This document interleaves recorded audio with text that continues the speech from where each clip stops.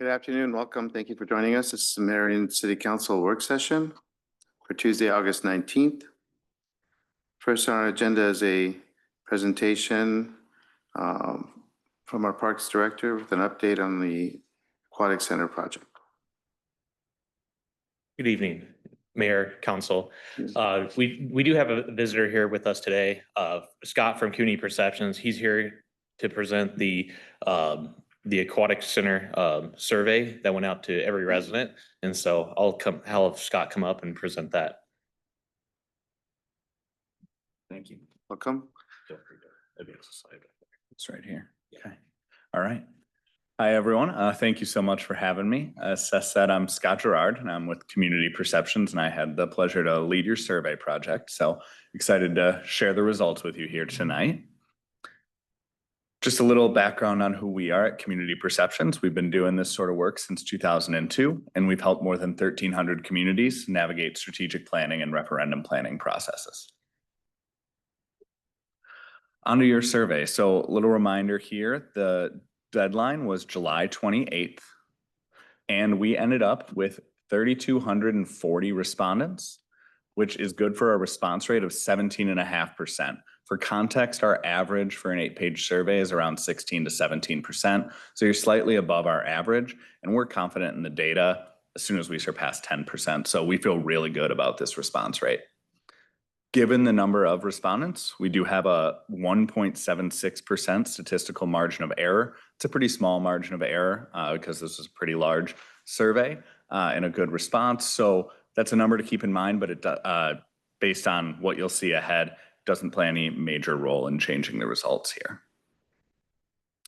The age of your survey respondents, 40% of respondents fell into the 65+ group. That tends to be the biggest group that responds to surveys. They also vote, and so it's important to hear from them. You had good response rates for other age groups from 35 to 44, 45 to 54, and 55 to 64, all at 15% or above. Those lowest age groups tend to be the lowest responders to surveys, so that's pretty typical data. And again, what we normally see, so that makes us feel good about the data you'll see ahead here and the reliability of it. When we look at primary residence, 99.5% of your respondents do have a primary residence here in Marion. We asked that just to make sure that the survey was getting to the right folks and that the folks who were responding are people who would be able to vote if there were a bond referendum down the line. As you can see, it did get to the right folks. 0.3% said no. That could be perhaps staff who live outside the boundary, perhaps just over the line, and the mail route got a little extra further down the line, but ultimately, you heard from the folks that you needed to here because 99.5% of respondents do live in your community. When we look a little closer at that, 28% of your respondents, the largest group, live in Ward 4, 26% live in Ward 3, and another 26% in Ward 2, and then finally 20% of respondents in Ward 1, so a pretty all between 20 and 30% there for the distribution among the wards. We always ask an information question on our surveys because we find it, communities have found it helpful, both if they do pursue a referendum question to know how to communicate about that, but also in general, how to communicate with residents. And 79% for a city newsletter is really strong. So I think that shows that your community is engaged with your newsletter and wants to be engaged with your newsletter. So that's a big shout out to the work you've put in there. Otherwise, a little more than 2/5 like the city website, a little more than 1/3 like emails and social media as well. This is a reminder of what was presented in the survey about the proposed aquatics park and its location. So we looked at the features that would be included in a base plan. We explained the best location and where the proposal would locate this aquatics park. And then we shared the projected tax impact for 2 versions of the base project. One of those base projects would not include a wave pool for $42.4 million. One of those base projects, option 2, would include a wave pool for $46 million. When we asked survey respondents which base project option would you support, the largest group, 37%, said either. 32% said neither. Then when we look at the 2 options, 17% said they would only support option 1, that version without the wave pool, and 8% said they would only support option 2, the version with the wave pool. Another 6% were not sure. When we add either to both of those folks who would only support one or the other option, this is what we come out with. So ultimately, what the survey shows is 54% support for option 1, 45% support for option 2, that 32% for neither, and 6% who were not sure. Next, the survey looked at a few additional items that could be included in the project. And so this is a reminder of the 6 items that were included on the survey and the costs of those items. This slide is ordered from highest to lowest respondents saying yes. As you can see, the playground area and the park pavilion both had a majority of survey respondents saying yes, over 50%. All of the other additional items had a majority of respondents saying no, they would not support additional funding to pay for these items. We did break this down by age for the top 3, just to show some trends here. And what you can see is that for those youngest age groups, the support is a little higher for something like the playground area, where from 45 up to your 65 plus group, all those are hovering right around 50%. The lower 3 age groups hover a bit higher for the playground area. We see a similar trend to a slightly lesser degree for the park pavilion. And for pickleball courts, kind of less support across the board, and it's actually more consistent other than that 25 to 34 group. We presented the project cost summary, and so the total cost, if we added together all of those additional items and had the base project with the wave pool, that adds up to $50.8 million. And we asked folks, or we shared the tax impact for a few different potential bond referendum amounts, and we asked folks what bond referendum amount they would support. So when looking at the slide, you want to start on the left with that dark blue. That 24% of respondents would support a $50.8 million referendum, the highest amount we tested. As we move to the right, we add these numbers up. So another 8% of respondents said they would support a $49 million bond referendum. So what that means is 24% plus the 8%, we've got 32% support for a $49 million bond referendum. As we move to the right, we want to look at where that level of support crosses the 60% threshold that is needed for a successful bond referendum. As you can see, that yellow section is where that threshold is crossed, and that is in the group that says, I would only support a smaller referendum. Smaller is smaller than $46 million, which is what we tested as the lowest number on that chart. So that lines up with the stronger support for the $42 million earlier. And I think one thing to note here is in the earlier options, you had 32% saying they would support neither option. Here, you only see 27% saying they would not support any referendum. That 5 percentage point difference is the fact that some of those folks who said neither earlier would support something smaller than $42 million. So they moved from neither to smaller referendum here. You also had some folks who supported the $42 million referendum, option 1 earlier, who in this case, toward the end, responded that they would support a little more, potentially because they liked 1 or 2 of those additional items and thought, well, I'll support a little more money if those could potentially be involved. But ultimately, the main message here is you surpass that 60%. Right in that smaller referendum range. We did break this down by ward because we thought, one way to test is, for example, the location, a huge issue for one ward or one area of the city. As you can see here, it's pretty consistent ward to ward, 23 to 25% support for the biggest amount. And as you move to the right, every single ward crosses the 60% threshold within that smaller referendum area, which tells me from a data perspective that the location is not driving ultimately where folks fell in their support for a bond referendum. We also measured this by age, just out of curiosity, and it's a similar trend to what you saw for this additional item support earlier.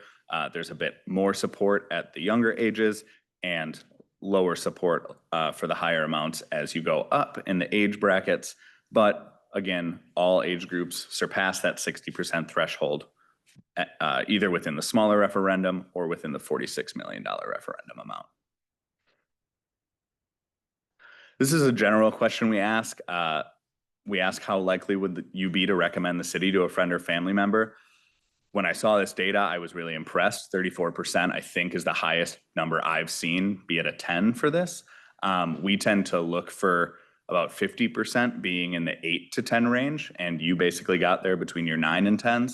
So that's just a really good sign for how folks in the community feel about this, everything the city's doing, and overall their enjoyment of living here. Your overall score here for this question was a 7.88, and again, that's on a 0 to 10 scale. So you're in the top quartile of what you could be for your overall score. So that's a really strong score, and I think that's really good news. I think now I'm passing it to Seth. Thank you, Scott. So following this, we can certainly follow back with Scott with additional questions, but just back in June, we did, based on the survey, got direction from council to present to the community the base projects, option 1 and option 2, and looking at all the dry rec and a few of the items within the aquatic park as alternate items within there. Again, just showing the property tax impact that was shared as part of that $42.4 million option 1 and $46 million for option 2, along with the other amenities. And then also the location, keeping in mind too, it's not just the aquatic park, but also including some of the roads, infrastructure, and site improvements onto the 31st and Muir site.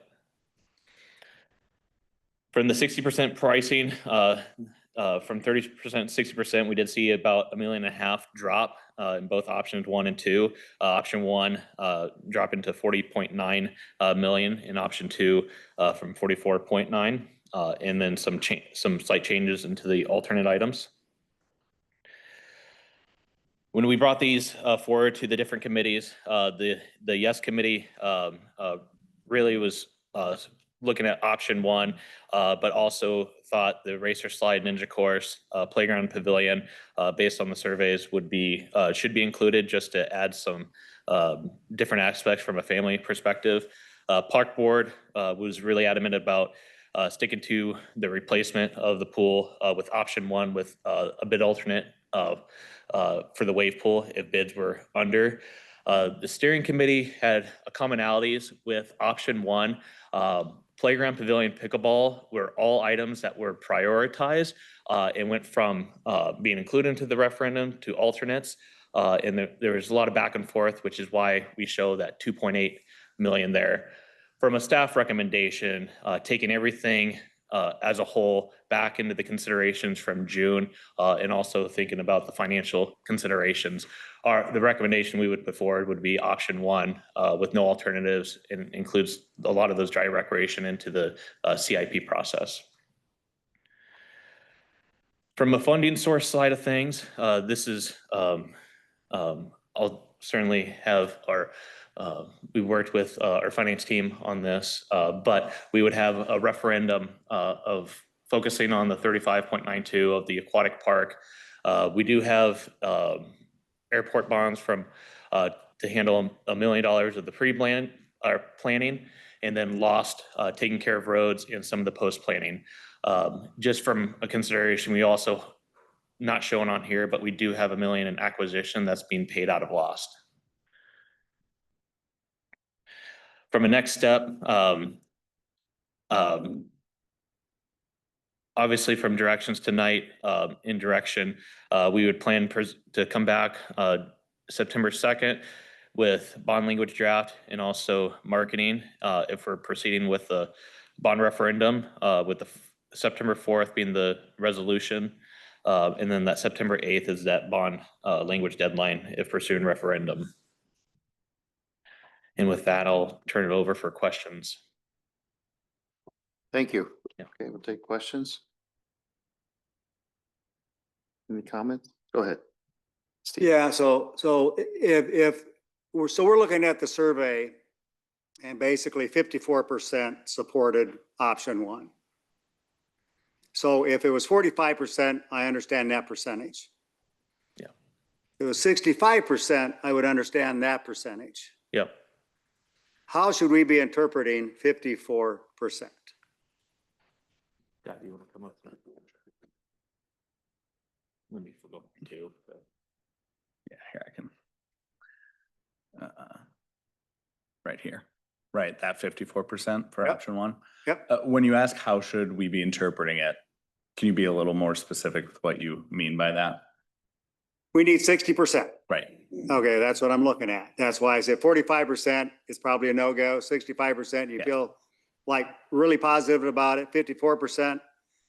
I'm going, I'm not sure yeah, how strong that is. So I'm trying to sure. get a gauge on how we should be looking at that percentage, because that still has, still needs quite a bit of support to get to the 60% mark. Right, so this is where something like that margin of error factors in, and that was plus or minus 1.7%, so that doesn't get you there, and that Nope. could be plus or minus. The 6% that are not sure wouldn't quite get you all. I would get you all there if you got every single one of them, but that tends not to be the way that that works out based on the data we've seen. I would say there's support for a project. I mean, I think more of your community says they would be open to something than nothing, than the neither. But a $42 million referendum doesn't quite get you there, is what I would say. Okay, so based upon your history, did you ever go back and look at your survey results and what the positive support percentage is? And have you tracked that according to what the actual referendum is? So what is your track record or history that you've seen? I mean, I'm assuming you've got some track record if you've done 1,300 of these. Yeah, so ultimately we're about between 90 and 94% accurate on any given cycle. And when I say accurate, that means if we say a referendum question will be approved and that question's taken to ballot, it's approved. If the data says a referendum question will not be approved, but it's taken to ballot anyway, as is, 90% accurate that is not. And that's why I'm trying to figure out where the But- 54 falls. So I think ultimately what drives a lot of support, what we've found drives a lot of support in our surveys tends to be, and I think there were some comments that indicated this as well, the costs and the tax tolerance and the tax impact. And so I think whether it's 6% or not exactly, it sounds like the bond referendum amount would be slightly lower than what was in the survey. I think that would likely get some folks to move into the yes column. I can't say exactly how many. I think if you brought a $42.4 million referendum to ballot based on this data, it would be a challenge to get it to pass. Good. The other question for Seth. Going back to the slide, you're talking about doing now this is new information that I've not seen before, or not, I don't think any of us. So now you're talking about using $3.6 million out of lost money. Yes. Okay. So if we're talking about, actually you're talking 4 million, I'm sorry, 4 million. So you're talking about taking 4 million out of lost money. What's our total lost dollars for a typical year?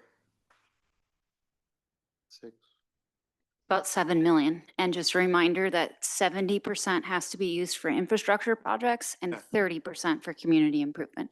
So in this case, when we got the plans back from Marion, we dove in and said, okay, there is 3.67 million still sitting in roads. Let's go back and look at local option sales tax and see where there is room, if there's room.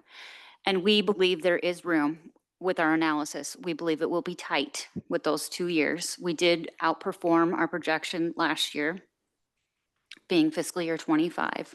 But as we looked at it, there was room for the roads. And then previously in the adopted CIP, when it came to the planning, we had 800,000 programmed for the pre-planning. Yeah. So in this area, I'm gonna voice a concern. Yeah. From my standpoint about thinking about using $4 million out of loss. This is an elective, non-essential project.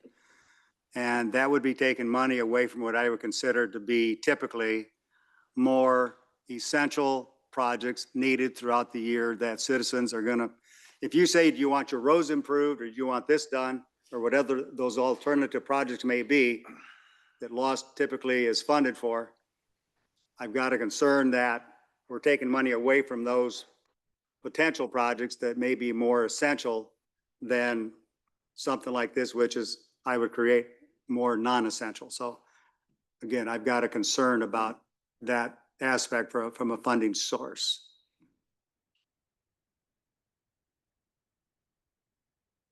Grant? I'd like to go back to the depiction of the 54%, 45%, option one, option two. I think you should just stick up here. And okay. Option two is with the base project with the wave pool. That's correct, with the wave pool. Do the results suggest that the 45% that have a preference for option two would not support option one? So this slide indicates there were 8% of folks who said they would only support option two. Okay, Big portion of that option two support on the slide we were just looking at comes from that either group who indicated they would support either of the options. but that's okay. But the numbers we know now are slightly smaller, or that we're proposing now are slightly smaller than what was in the survey. So I'm just wondering how that only option two response would be if in fact the current most accurately known numbers would be presented. Hard to Yeah, figure that out. I don't have a good answer for that, other than generally support for projects increases as cost and tax impact decrease. Could we go to then the slide that shows the cost breakdown? And I think it was representing that they were 60% derived numbers. That would have been one of the later slides. What was 60%? Oh, this was your slide, I think.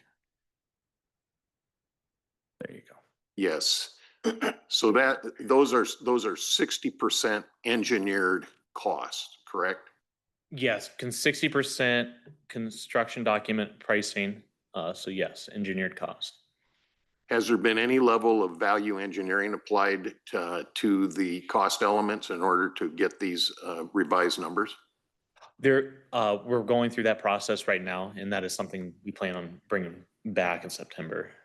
Okay, so if that effort of value engineering is successful, we may see these numbers drop as for representation in the referendum. If they do drop, it's going to be slightly. It won't be as significant as, we'll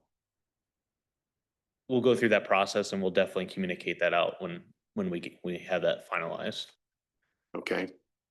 This is not necessarily then, I think this might be my last question, but I reserve the right to amend that position. This question isn't directly material to the referendum question, but is it our intent to use construction manager at risk for this project? Yes. Okay. Okay, that's all I have right now, Your Honor. Anyone else? Can you go to the slide that makes the total around 35 that shows the lost? My question, out of the items that are still in the referendum, or just items in general, are these our only other funding options for items that are related to or infrastructure adjacent? Do we have options where it comes to moving some of those items as CIP projects or anything else? Or is this are these our financial options? Can you repeat the first part of that question? I guess, can any of those items that are still in the referendum side, can any of those go into any other funding bucket, just out of curiosity? So just a reminder to everyone, council and public, the things that primarily fund our CIP are general obligation bonds, grant funding or contributions, whether it be like a capital campaign from the public, and local option sales tax. So to that question, we could do a capital campaign, but even if we do that, you need to include it in the referendum because there's not 100% chance that you'll hit the target or that everyone that pledges will actually be able to provide the full pledge dollar amount. Looking at local option sales tax, I stated it's about 7 million a year. When you're looking at infrastructure, we've already kind of pulled out the infrastructure piece. So then you're looking at the 30%. That's 2.1 million a year in local option sales tax that can be used on community improvement projects. Your CIP right now for those 2 years has a lot of dollars plugged in for projects such as the sidewalk ramp projects, the park equipment replacement projects, Creekside Pride, Hannah Park pedestrian bridge replacement, wayfinding projects, Seymour Trail, and there are more. So could City Council choose to defund some other project and make this the priority over those? Yes, you could do that, but I don't have additional. That's kind of the breakdown of how the funding is. Understand. So you'd have to prioritize this over other projects that are currently scheduled to be funded. If you'd like to bring this number down further, correct? Go ahead, Grant. Well, in that regard, Leanne, would reexamination of the current CIP has lost funding, would that necessarily then need to be done as part of development of the referendum language so that we have the right total project number and can speak knowledgeably to the funding sources? Because that'll be a question, or is a question. I guess let me decode that because I grantified it. Does this mean we'd have to do reexamination of our CIP in the very near term, like the next few weeks? Like the next week or two, because we do need final referendum language to go to By the the county, 18th? like mid-September. Okay.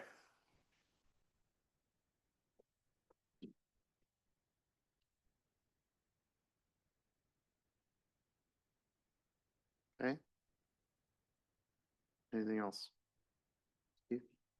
I think some of the projects that are already talked about, that's where some of my concern comes from, Mhm.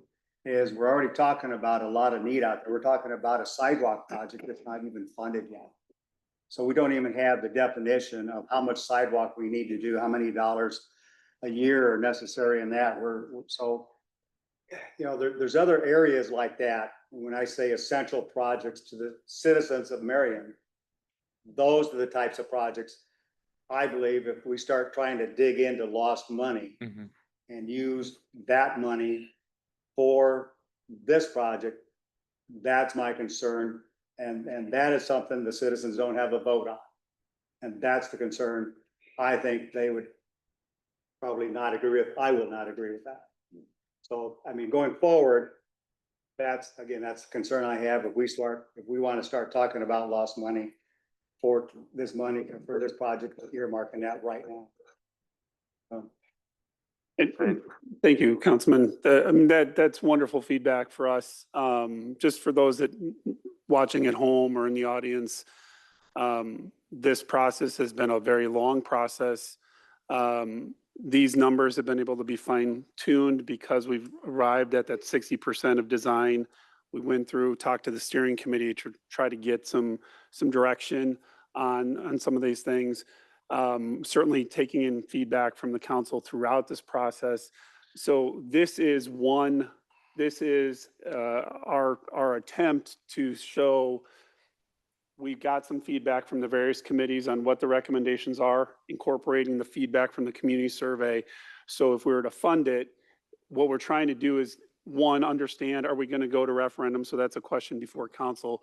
But also, two, what is that number that we would be going out to go and look for? So what Councilman Jensen's bringing up with respect to the roads and the lost, I mean, that ultimately becomes a policy discussion for the council of, is that better over on the law side, or should it be wrapped up into the referendum side? Because then that would, if council does say go to referendum and we do finalize that language to go to the county, then based on what Councilman Jensen's saying, that 3.6 would come over and then make that 3.5, 3.6 number closer to that 40 million.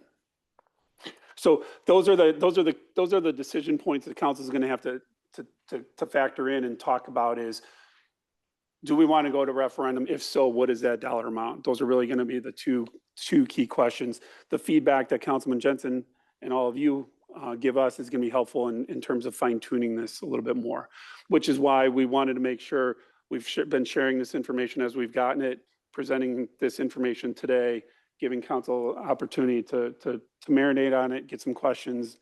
Certainly the dialogue can continue, or the emails, if there's any questions or follow-up that we need to do to provide in advance of the September 2nd meeting, we're happy to do that. But these are all good points. One other point I just wanted to make all of council aware of. When it relates to bond council would tell you that a road project is considered an essential purpose, not a general corporate purpose. So generally when we are being recommended by them, they will say not to include the roads in a referendum, but that is of course city council's decision to make. So if you were to choose to include it in the bond, it does not have to actually be part of the referendum. Oh, okay. And so I mean, just to clarify what I thought I heard is that there currently isn't, according to the survey, there currently isn't support for even the 42 million, sufficient support. I mean, there is support, but not sufficient for likely approval. That's correct. And the question is, you know, how many of that 8% that said they would only support with option one would move over? Maybe you get some, but based on the data at hand, it would not reach the 60% threshold. Do you have any sort of thought on why people would be sort of all or nothing? Based on some of the comments there's just some folks who said, if we're going to do it, do the whole thing. That was kind of the sentiment from that group, I would say. Okay. Okay, Randy had a comment and then we'll go back to Grant. Thank you. Just as being part of the former committee of the lost, I share those same concerns that Councilman Jensen has as well too. Leanne, can you just refresh our memory? When does the sunset on this current scheduled lost local option sales tax, when does that end? That one just renewed. So 2021 was the vote. It's a 10-year. In the 10-year. Very good. Thank you. The other thing, while I do have the mic, I would add is we've sent updated numbers to DA Davidson at both the full 41 million and the 36 million so that we can provide an updated debt capacity analysis and updated levy information for city council. So that will be coming forth and will for sure be emailed as soon as we receive it. Grant first and then Steve, sorry. Oh, Yeah, You may have the same question. I do. I think we kind of started vibrating in unison. Leanne, you said that the road work, can we go back to that prior slide? This is like Yeah. slide ping pong, right? Okay, roads. How did you describe that in terms of lost? Again, legally speaking, that isn't, and not as it relates to local option sales tax. If you were to choose to bond for the roads, roads are considered an essential corporate purpose, meaning no referendum is ever required for a road project. So you do not have to include that portion in the amount that you put out for referendum. So we could be silent on that value attached to roads or that cost. Correct, you could be, but I think you want to be transparent with the public. We don't want to Yeah. deceive. Just, she'll kick me if I'm wrong, but if you took the roads and pulled it out of lost and you still issued the debt and the referendum question was the 36 million that's up on the slide now, that would still go into your debt capacity. Because you're issuing the debt. So the numbers that we show the tax impact to our residents for the referendum and the roads would still be the same. Whereas the local option sales tax would not necessarily impact the property tax rate. Am I saying that right? So Yeah, so Because We that- can elaborate. That begs the question, if we weren't doing this project, would we be improving these roads or building these roads? Not at this time. No. Okay, Future, when at that some point, parcel. but maybe not Yep. now. Yeah, I mean, I think it's important. Just one more. Go ahead, finish Just and then. one more let's- comment, and then kind of jumping back to my comments about the CIP and reallocations to accommodate this, yada, yada. I would say that over the last, 2-3 years, the due diligence we've applied to our CIP, the level of discussion on the various projects and the like, I wouldn't advocate changing those priorities unless we had something facing us that was an absolute emergency. What I don't want to do is degrade the value of the process that historically we've gone through in order to establish our CIP. So while I asked the question a few minutes ago, I'm just not sure I can get warm about the short cycle reallocation in order to, take some pressure off of this project.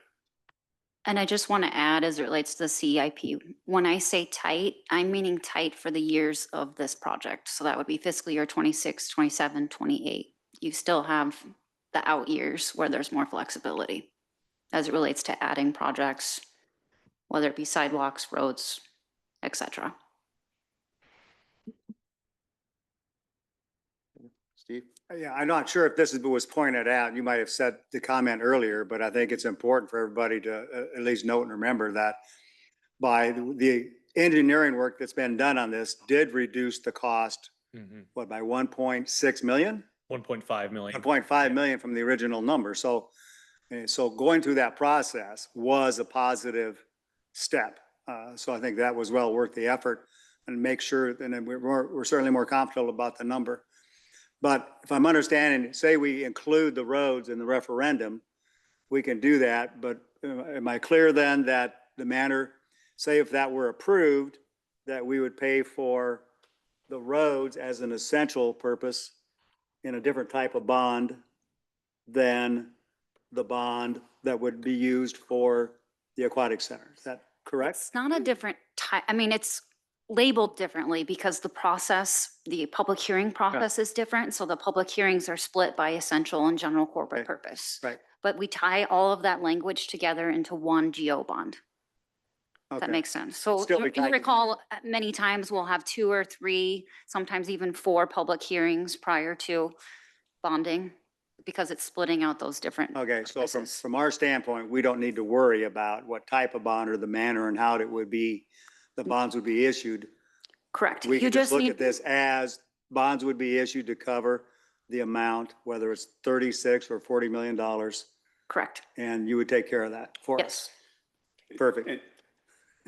And that is, that would tie into the language. So September 2nd is when we'd be coming back to council with some of that language, draft language, to give us that direction, if that's where council chooses to go. And just tying back to my comment about legal and bond counsel. Bond counsel will always recommend, when it comes to referendum language, that you only include in referendum language things that are required to go to referendum, so as not to create as much confusion with the public. But again, council's decision on what gets included in that language. But the end impact to the taxpayer is the same. Okay, Grant, you said you had something else? I did. I want to jump back to the value engineering. I guess it appears to me if we want to drop the numbers any further, we have to undertake that value engineering effort. And the question is can that be dropped enough that then your professional perspective about success of a referendum would be improved? So, how much latitude or I guess cost reduction go-get do we have in order to improve what you might then discern as potentially a successful referendum.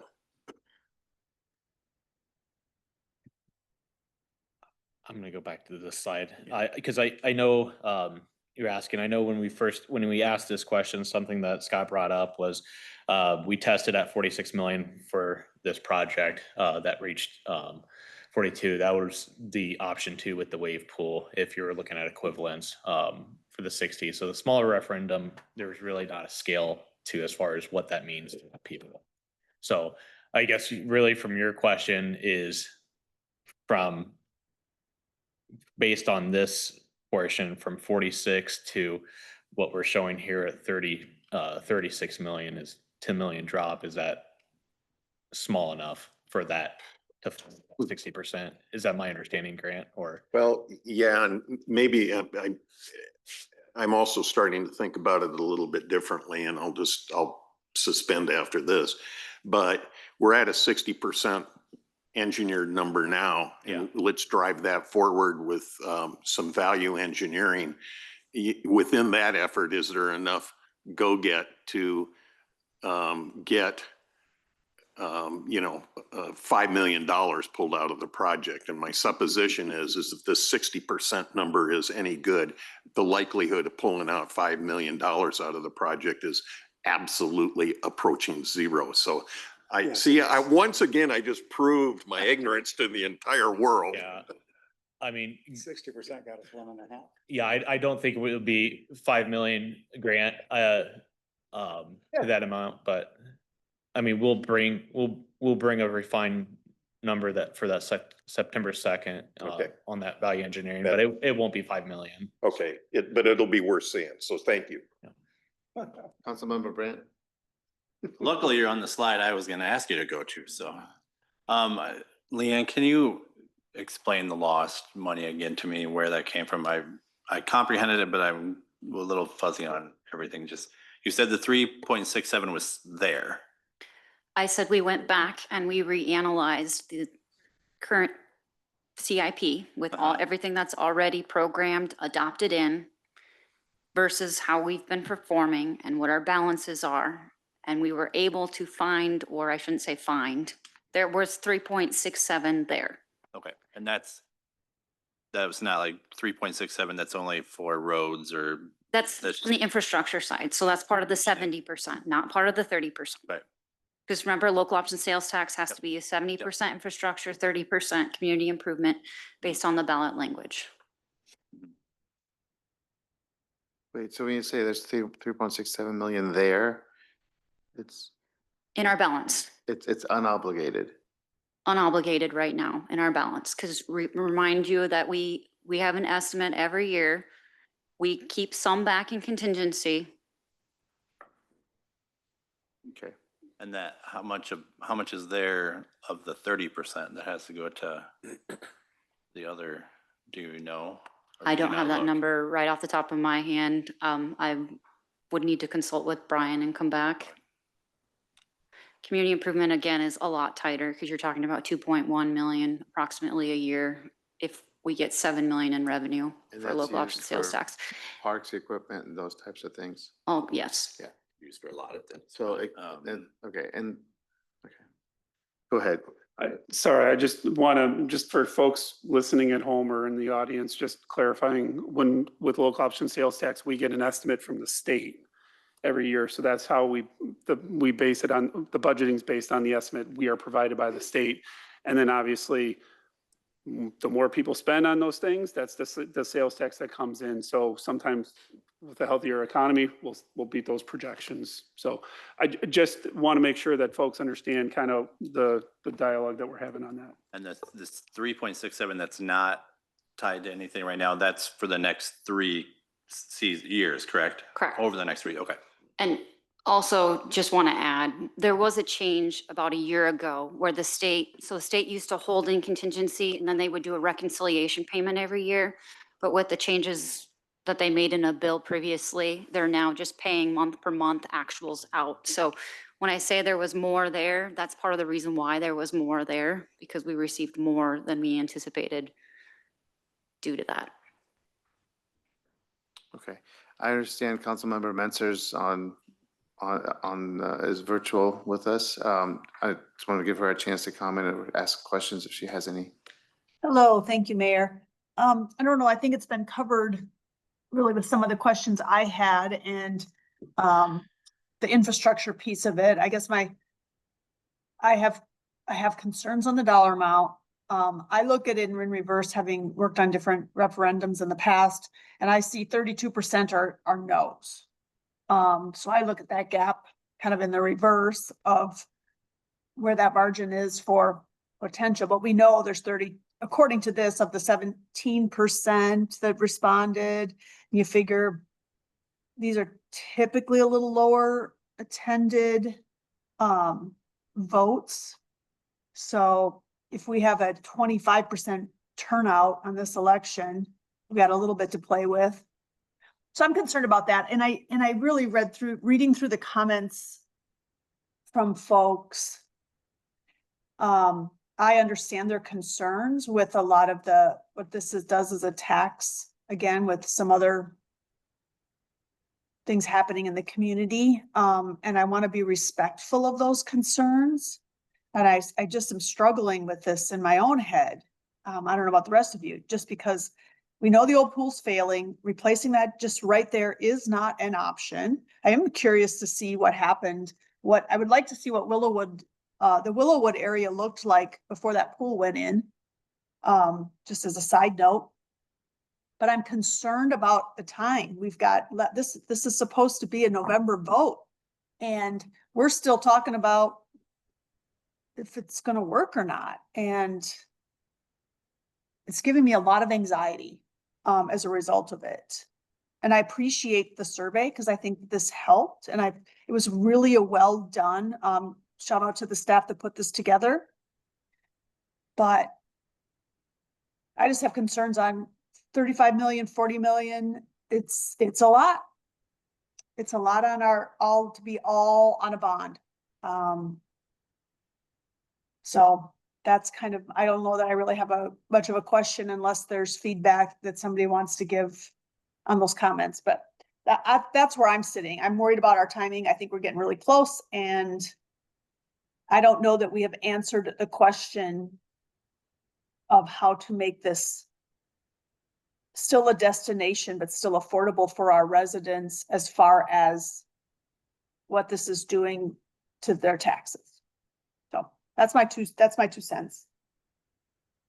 And I'm still not sure what we're being asked to do tonight. Are you taking our temperature as to where we are on moving this forward, if we're going to say stop or go? Or are we just asking questions and then we're going to revisit this again in a couple weeks? The latter. This is just information, just sharing the information that we got of the survey, the additional design work that was done to get down to this more finely tuned amount. And then we'll be coming back September 2nd to see council's formal direction. So this is just informational. Okay, Grant? Yeah, I just, one data point that would be useful in addition to any efficiency applied to the overall costing would be to again be reminded of what our self-imposed debt limit is versus the legislated one. I think that'll be informative to our constituency as well. Yeah, Leanne, this information was shared with DA Davidson, so that's the comment that Leanne mentions. So that analysis is being done, and once we get that, it's coming out to the council. Thanks. Go ahead, Grant. Okay, sorry. That's okay. Jeez. I just want to, echo what Sarah was saying, and similar tone that I had during steering committee last night. It does just feel tight all around financially. Timeline at this point with this going to a potential vote in November, whether it's 35 or 40 or 50. I just think it's, for me, thinking about for something that's not an essential need, all the dollars that the capital C city of Marion has are Marion residents' dollars, and our survey results don't show a clear mandate to pursue this project, and that's why we do surveys and things.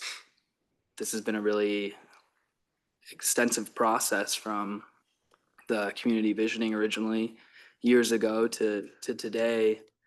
And I just think we're talking about different dollar funding buckets being tight with a bunch of other projects that we're pursuing that are needs. Things we've built in the last few years have been needs, from a public services building to our library, to fire stations, and investing in those departments. I think we've done a lot of work within parks that's been much needed over the years and has made this, a destination for families. But I have the same concern that, for the direct property tax impact on this. And when we've talked about housing in the past couple months, I've shared concerns about pricing new families out. And I think a project like this at the current price on a referendum would potentially continue to contribute to that. So for me, I think about the folks who will be most impacted by property tax increase like this, from lower income families to seniors on fixed incomes, and they're the ones that may not have the same access or opportunity to use the facility. So for me, that's where my concern lies, at the price. I think we got to watch our budget, just like all Marion residents are watching theirs. The economy's tight for some folks right now, and it's hard to justify, for me personally, pursuing something that's not this essential need or ongoing maintenance of things we already have. And, Steve. Sarah brought up a comment that that triggered an idea in the back of my head. And she said, well, if this was not approved, that a new pool could not be put on the current site. Have we ever done any planning yet to this point about Plan B if this was not approved or was not put on for a referendum, on what Plan B would be, which probably is just a much better pool, better laid out, but it would not have all the features of an aquatic center. So has there been done any planning from the city standpoint on what I would call Plan B? So we looked at, from a Plan B, I'm going to answer that just from planning perspective. When we did Yeah. the Parks and Rec Master Plan back in 2016, and then also 2021 feasibility study, we looked at the existing site on what could be done. If we were to improve that one, just with the existing facility, parking, and then just adding the amenities that the community was looking for, it would just be a conflict with some of the neighborhood. From a Plan B, if we were just going back to not doing this and just looking at a neighborhood style pool, that's really what would go back to the drawing board, which would be probably the less amenities, but it still would be an impact. It wouldn't, as an example, Iowa City's just redoing their current facility, Yeah. and that's an $18 million project. Right. So that's just from a comparison, but it also wouldn't serve the full community as far as what we're showing as far as serving the 42,000 plus and growing population. Wait, can you expand on that? Why wouldn't it serve them? Yeah. Just from a size capacity, when we looked at this facility, we were sizing this for our community of 42,000 plus. In fact, we were sizing it for the future growth over the next 20 years. And so that's, they do that with this surface water square footage. And so that came from the feasibility study we did, so. Okay. I want to give an opportunity, if anyone wants, from the committee or from the Vote Yes committee wants to add some comments or perspective, I want to give that opportunity. If just so we have all perspectives. Hi, Your Honor. Hello, Council. Jill Ackerman. I'm with the Marion Chamber, and I am running or heading up the Vote Yes Committee. And we've been meeting, really since February-ish. And I mean, I just wanted to let you all know that we are here. I tend to look at the survey like Sarah, seeing there's we're around 70% favorability for doing something. And so we would be here to, you know, help drive clarity around the project and try to get the yes vote out, especially since it is probably isn't going to be as well a attended election as a normal presidential election would be. So we'd be working to get the yes vote out. So that's my vote yes hat. But then my Imagine Next hat, I would just share that, you know, I don't envy your positions because I agree with you. It is a tough time to be making these kinds of decisions on large purchases. And I hope that we would just continue the question or the discussion, that it wouldn't be not ever, just maybe not now. And because we do need to replace our pool, and the whole process that you've gone through, you all have gone through, really just shows everyone an example of why Marion's such a great place to live in.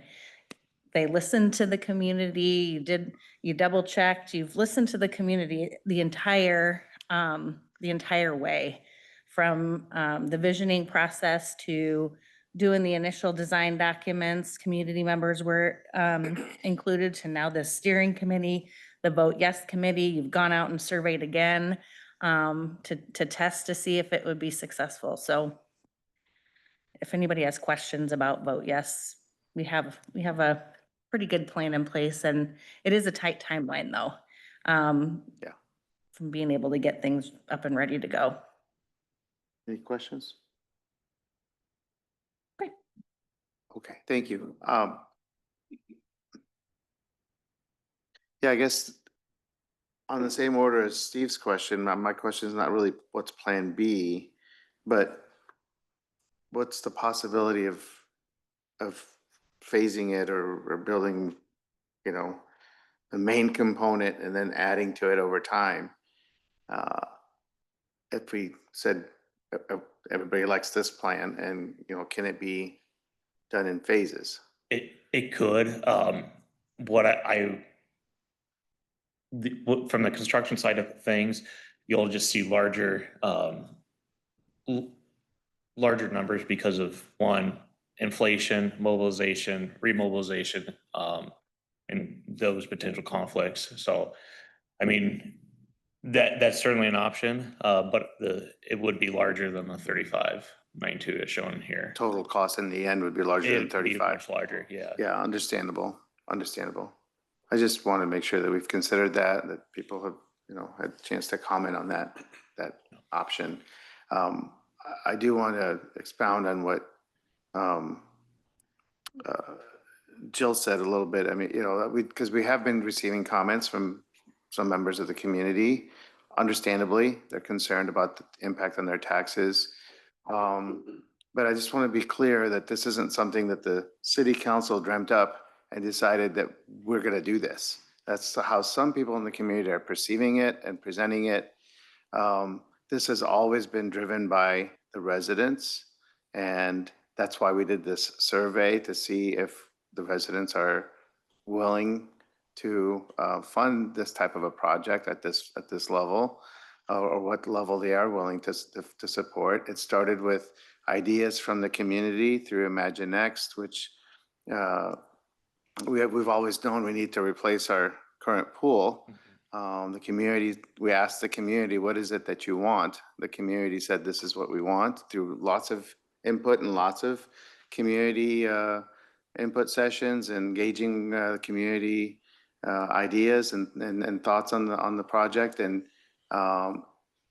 now we have done our homework and put the dollars to it. And now we're coming back to the community saying, here's what it costs. So the community's been very engaged. There's a steering committee that's been involved, that's made up of residents of the community, all different sectors of the community. So I just don't want that misunderstanding out there that somehow the city council or the staff or Parks Department is just, this is just sort of their wish list, and we're just kind of playing with the public's money. This is a very serious business. We take it seriously.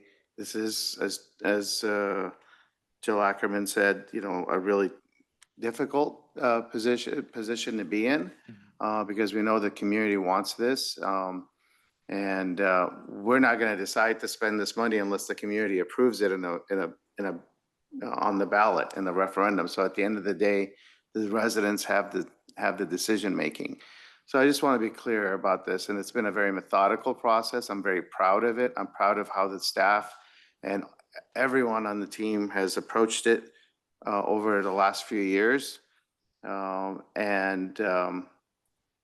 It is something the community should be proud of, because it is completely based on resident input and resident participation. And we are here to invest the public's dollars in the public's priorities.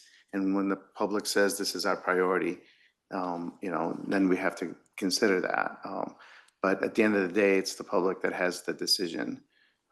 So I just wanted to kind of clarify that in case there are any misconceptions out there about how this project came about or what the city council is doing or the city staff. Okay, anyone have anything else to add? So will this be revisited on Thursday or in the next couple of weeks? The next meetings, the next set of meetings? September 2nd is the next time that this is coming back to council. So if there's any other follow-up questions that you have outside the meeting, please let us know. Just to reiterate, we're going to get the debt analysis that's being done to council as soon as we get it with the updated numbers. Again, if there's anything that comes up, please let us know. Okay. And, you know, I'll just add that I have every confidence that whatever the result is going to be a well-founded, well-thought-out decision. I have all the confidence in the people sitting up here that their decision-making is in the best interest of the community and the people who live here. No one has any personal agendas or their own motivation for things. It really is about doing what's best for the city, and they're all very smart, thoughtful people. And I know that we'll end up with whatever is decided will be in the best interest of the community. So Thank you. thank you. Appreciate your time. This has been a good discussion.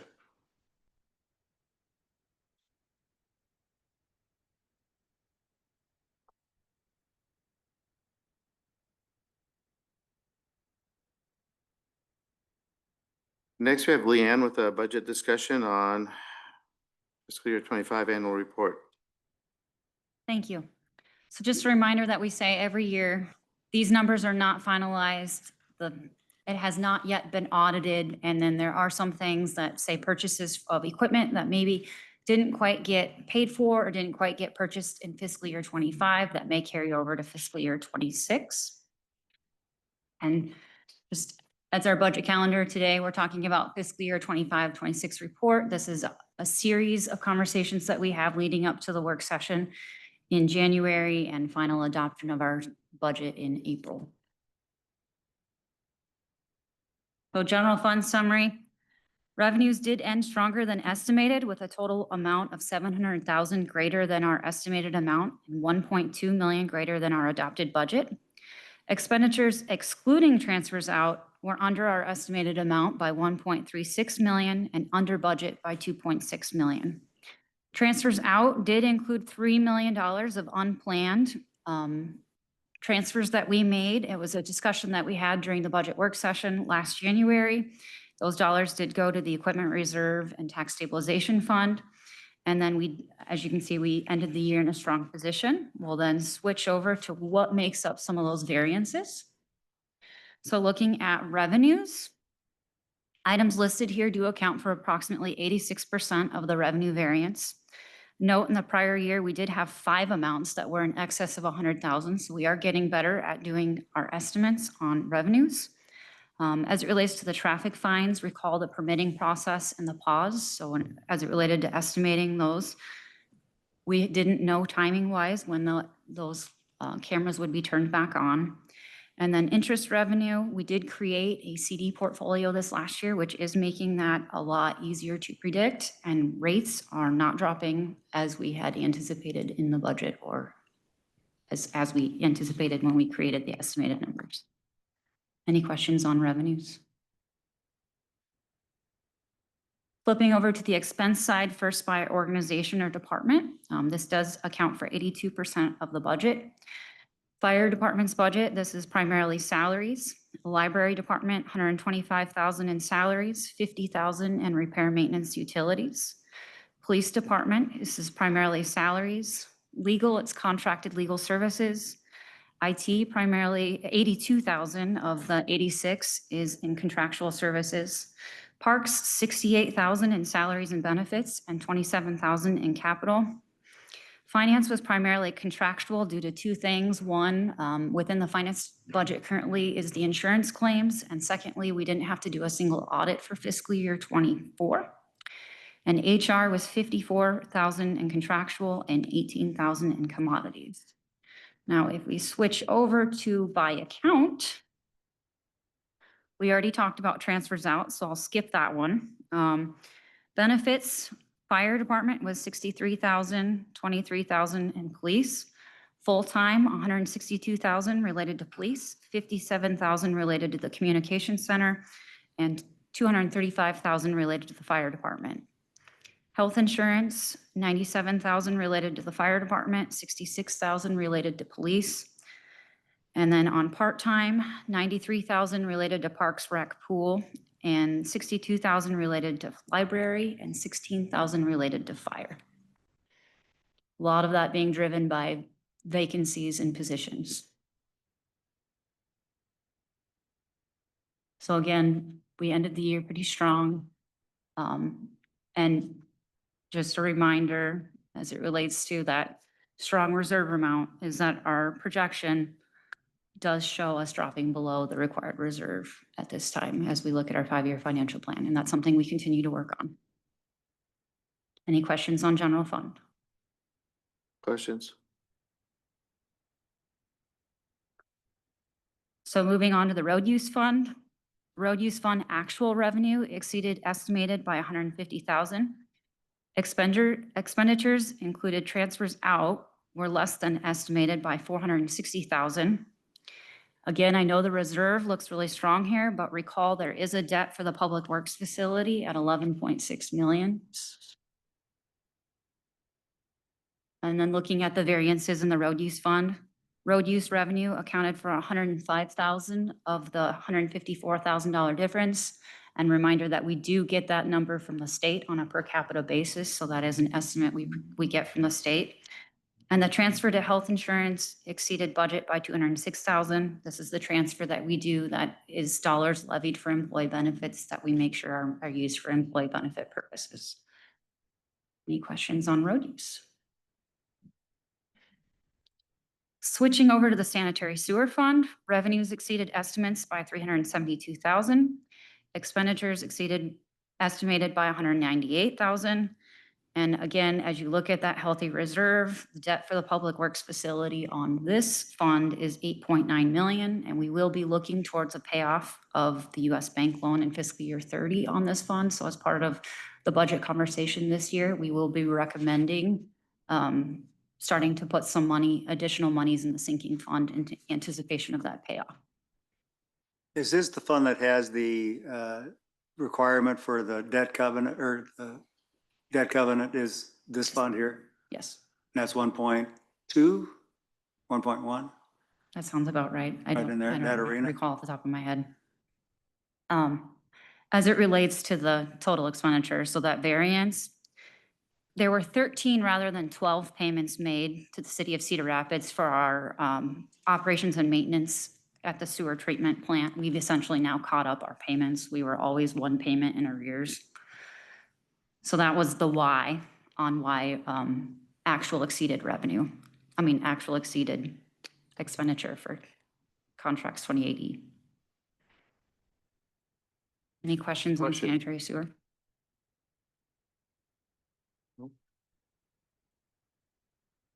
Moving on to solid waste, actual revenues exceeded estimated by 153,000. Expenses were less than estimated by 345,000.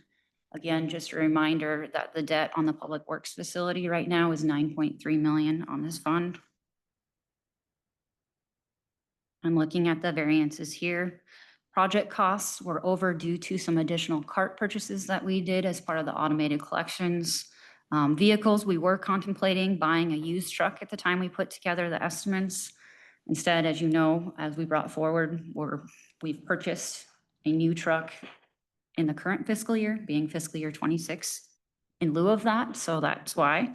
And then contracts 28E are under there because the tonnages were not hit, the landfill tipping fees. Any questions on solid waste? So switching over to urban forest, revenues were less than estimated by 414,000 and expenses were less than estimated by 280,000. Primary reason being the community development block grant for disaster relief was just moving slower than we originally anticipated. And you can see that both in the federal grants line and in the project cost line here from the variance standpoint. Any questions on urban forest? And last but not least, stormwater management. Stormwater revenue exceeded estimated by 26,000. Expenses were less than estimated by 357,000. The reserve is strong here, but again, note we have not yet set up a replacement fund for stormwater as we await the stormwater master plan to identify exactly how much, and as we continue to work through asset replacement to identify which assets should also be allocated towards stormwater. Looking at the variances here, full-time is due to a vacancy in the environmental specialist for about half of the year. Contracts, we did not get an ACOE stream bank stabilization grant, so we didn't end up meeting the match, which was about half of that amount. And then on the vehicles, the camera van replacement did end up carrying over and being paid in fiscal year 26. Questions on stormwater? Switching over to the capital improvement program. You can see actual amounts were 36.4 million on a budget or an estimated amount of 46. Sanitary sewer took the largest share this past year. I will say the annual programs does include components of transportation, sanitary sewer, sidewalks. And then we do like to celebrate, here's the variances. I'll start with that. A lot of these are due to either acquisitions as it relates to Seymour Trail, Tower Terrace Road. We've been trying to get a grant that we did not yet receive. I shouldn't say we did not yet receive. We haven't been awarded. We keep applying. Central Plaza, there was a delay when we started the project. Recall we were trying to figure out exactly all the federal rules that related to that project. I don't know if there's any more, Mike, you feel like is worth mentioning as it relates to the variances.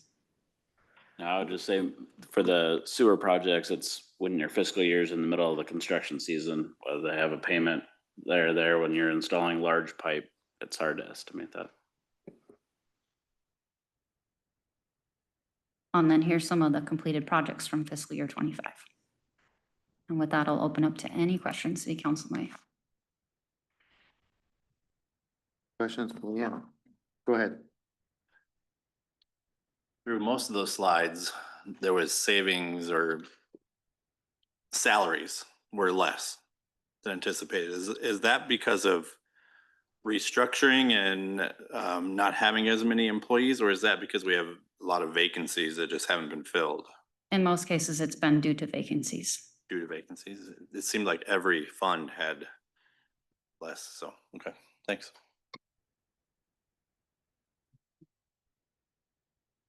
And then just as we continue the series, we'll be back next time with the environmental scan. And it looks like Ryan maybe has a comment he wanted to I make. was just gonna add, we have been putting a blurb in the In Focus, letting our constituency know when we're having these updates and encouraging all to attend as their time permits. We certainly do our best to be as transparent as possible. And our budget process, I think, is, we start preparing our budget when we're starting a fiscal year, planning for the next fiscal year, so we can make sure we're taking our time and incorporating feedback and walking through the various components. So I think that's very important, and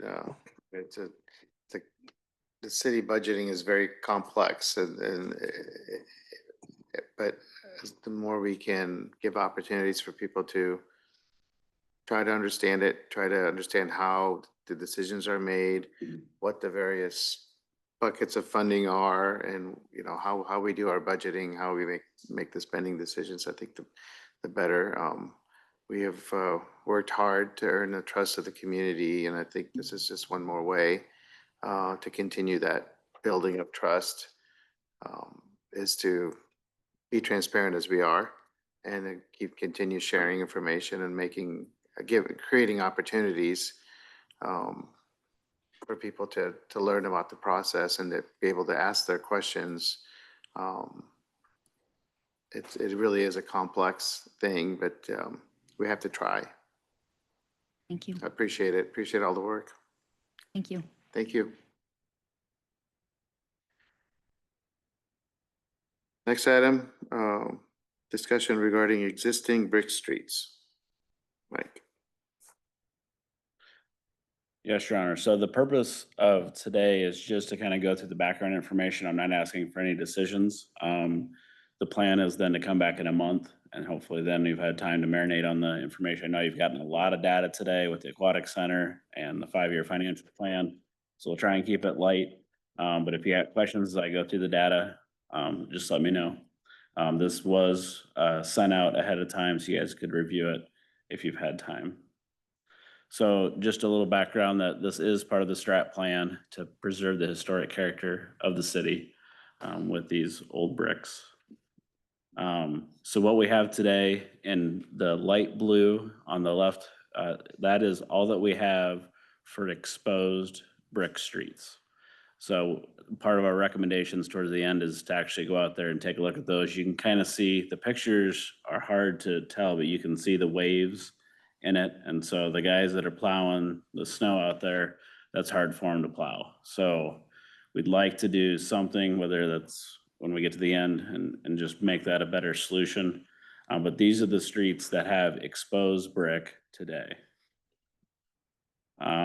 So a little history, originally in the Uptown Master Plan, it was the pound or hashtag that was going to be around Central Park. The new style brick that we put in on 6th Avenue, and then that we put along the old library lot, you can see that it leaves black marks where the tire marks are. And so there was some mixed feelings on that type of brick versus the old style brick. This is a map of all the streets that actually have brick street, and then there's asphalt on top. So there are other streets out there. We don't know what condition that brick is in. It could just be shattered, or it could be in good condition. We don't know until we strip that asphalt off. But we did take that into consideration based on our records, or if somebody did a sanitary point repair or a water main and they had to go across the street, that's obviously concrete or something, and the bricks are likely gone. So all those streets we've put in this table, we won't read through all that, but what we did is we assumed a 10% salvage, or 1 in 10 bricks on all those covered asphalt streets could be salvaged. That's just an assumption. We also have a fairly large stockpile, 794 square yards of brick that we've already palletized and is actually stored out at the 44 site that would be ready to be put in today. So if we take... Is that the old brick? Yep. Okay. Yeah, we also do have palletized of what's on 6th Avenue and what's on 7th, but that's not very many. Okay. But these are the old style bricks, so you can see the variation in color. But that's just what was built back then. So the 9,694 square yards is assuming all of the streets that are covered in asphalt that we can salvage 10% of that, plus the 794 square yards that we already have stockpiled, gives us just under 10,500 square yards of usable brick. That can be approximately 17 blocks of brick street if that's the purpose that we end up doing with that. But we could have 17 blocks of brick street out there. So then some of the feedback that we received, we had, these are just all the different cases, and then I'll go through each one. So during the 7th Avenue project, that was during our COVID period. And so it was an online meeting. The question was asked, should the project reuse brick from demolished streets in the new streetscape? 49% said yes, 27% said no, 23% said not sure. And the other question was, should 7th Avenue Street Improvement Project spend additional public funds to incorporate new brick pavers into the new public streets in Uptown? 37% said yes, 41% said no, and 22% not sure. We then did some staff review. We looked at different areas that we thought we could use it. So we looked at the Terrace Park District.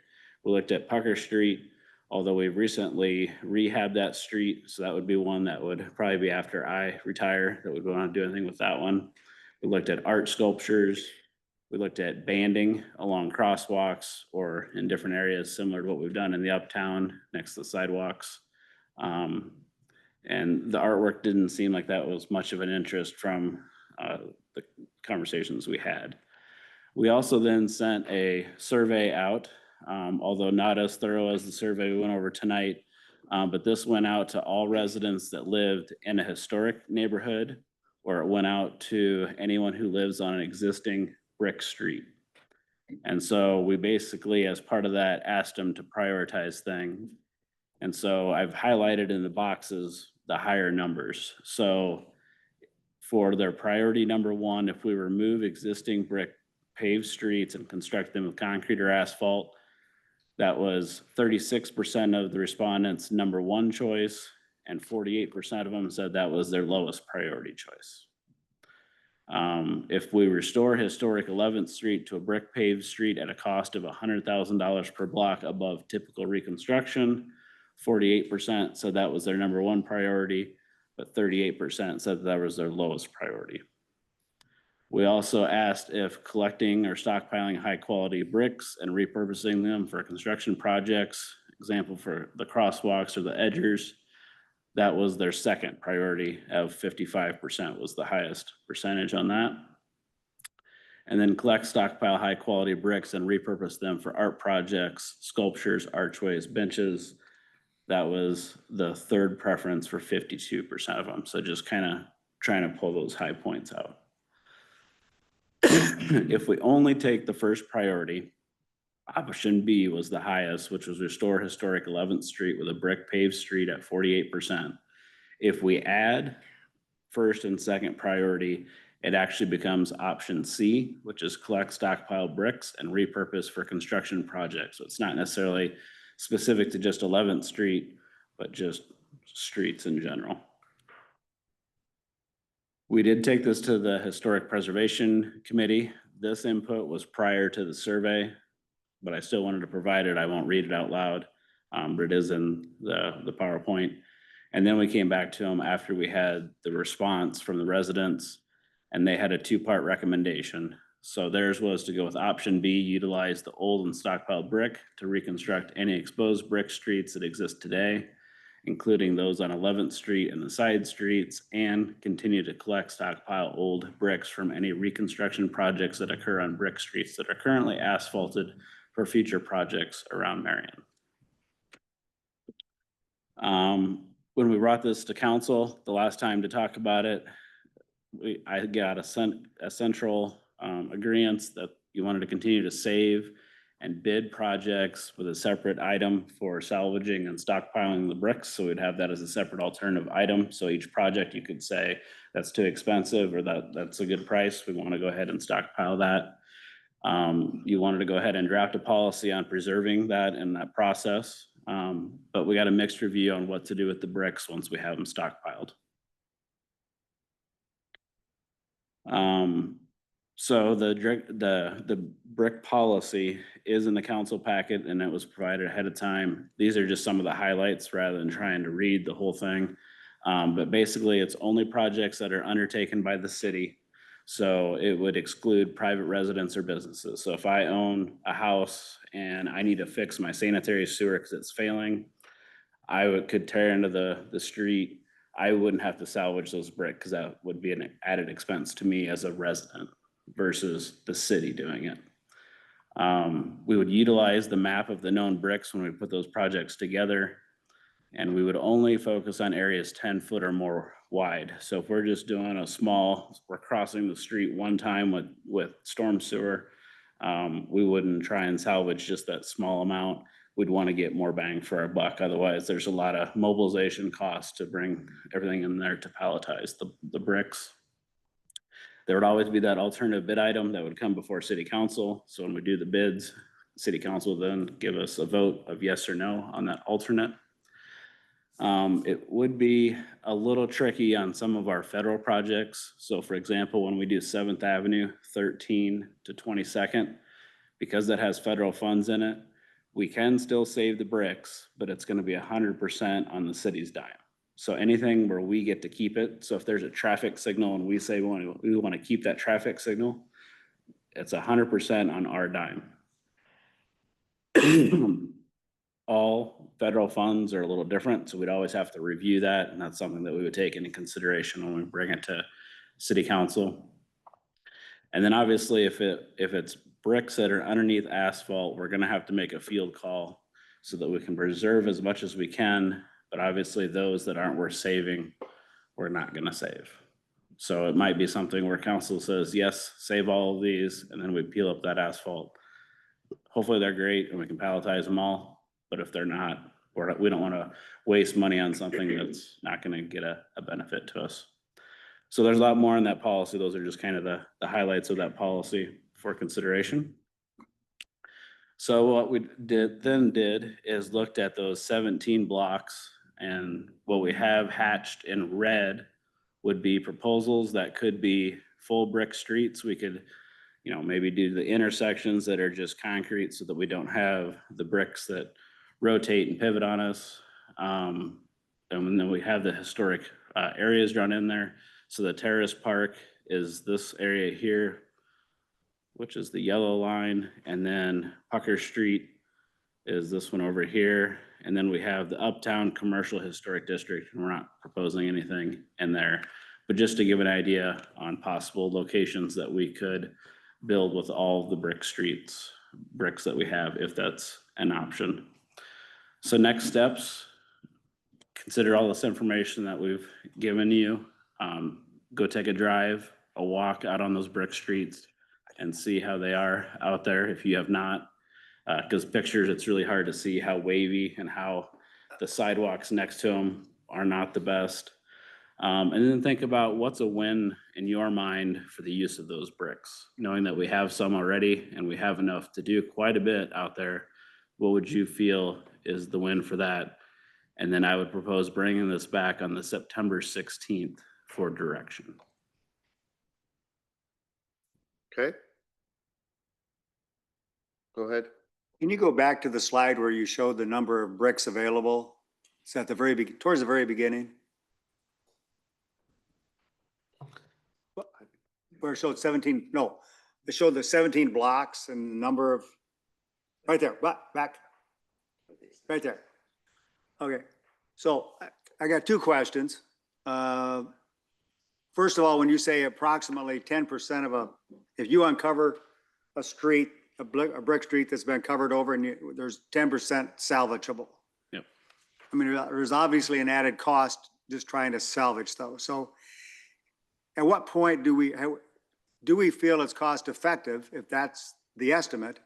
Is it cost effective to try to salvage those bricks if it's only 10% salvageable? So that's where it gets hard. So I would say in an area where maybe we've milled it before and the mill has hit the bricks, then it would be a like, nope, we're not doing that one. That's not Okay. even worth it versus another one.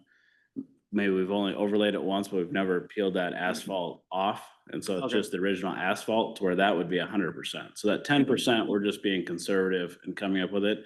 It could be, I can tell you, when I worked in the private sector, the city of Montezuma, we took out 3 blocks of exposed bricks and put 1 block back. So even there, you had a 1/3 for exposed brick. Gotcha. So there may be areas where you may have a couple of blocks, you that just are- say, write it off 100%. And others, you may have a higher percentage based upon what you just described. Yep. Okay. So then if you go through all of that, then I'm focusing on the bottom line. Then if you went through all of that over time, you could do 17 blocks of Brick Street from all those bricks that we have and might be salvageable in the future. Correct. Okay. It could be more than that, it could be less, but we gotta start with. But so what would it be if we just work with the bricks we have now? Because a lot of those streets that are covered over, we may not even touch for Yep. a number of years, right? Yeah, so it's a little over 600 square yards per block, depending on, you know, if you only do, remember when we talked on 7th Avenue, you could do just the parking area. You Right. could do- So it depends on how much of that you wanted to do. So we can run all kinds of numbers on that. I just don't have that ready for you today. So we don't have enough. So what you recommended at the very last slide, we could do these streets. We don't have enough brick to do all those. We have enough to do everything in red. Oh, we do? Okay. That's assuming a The entire 10%. street though, the entire street? Yes. Okay. Mike, to clarify, we have enough to do everything in red Yeah. based on what's under, Yes. not what we, No. not That's what it, we yeah. have Today, currently. if we have out on 44th, we can do 1 block. Oh, that's, thank you. So that goes back that's to my your question of is we're what not can we sure do? when we're gonna be pulling up the asphalt Right. and then then it's a 10% chance or 10% salvage rate. Yep. uh, Today, we can for do what's 1 under block. there.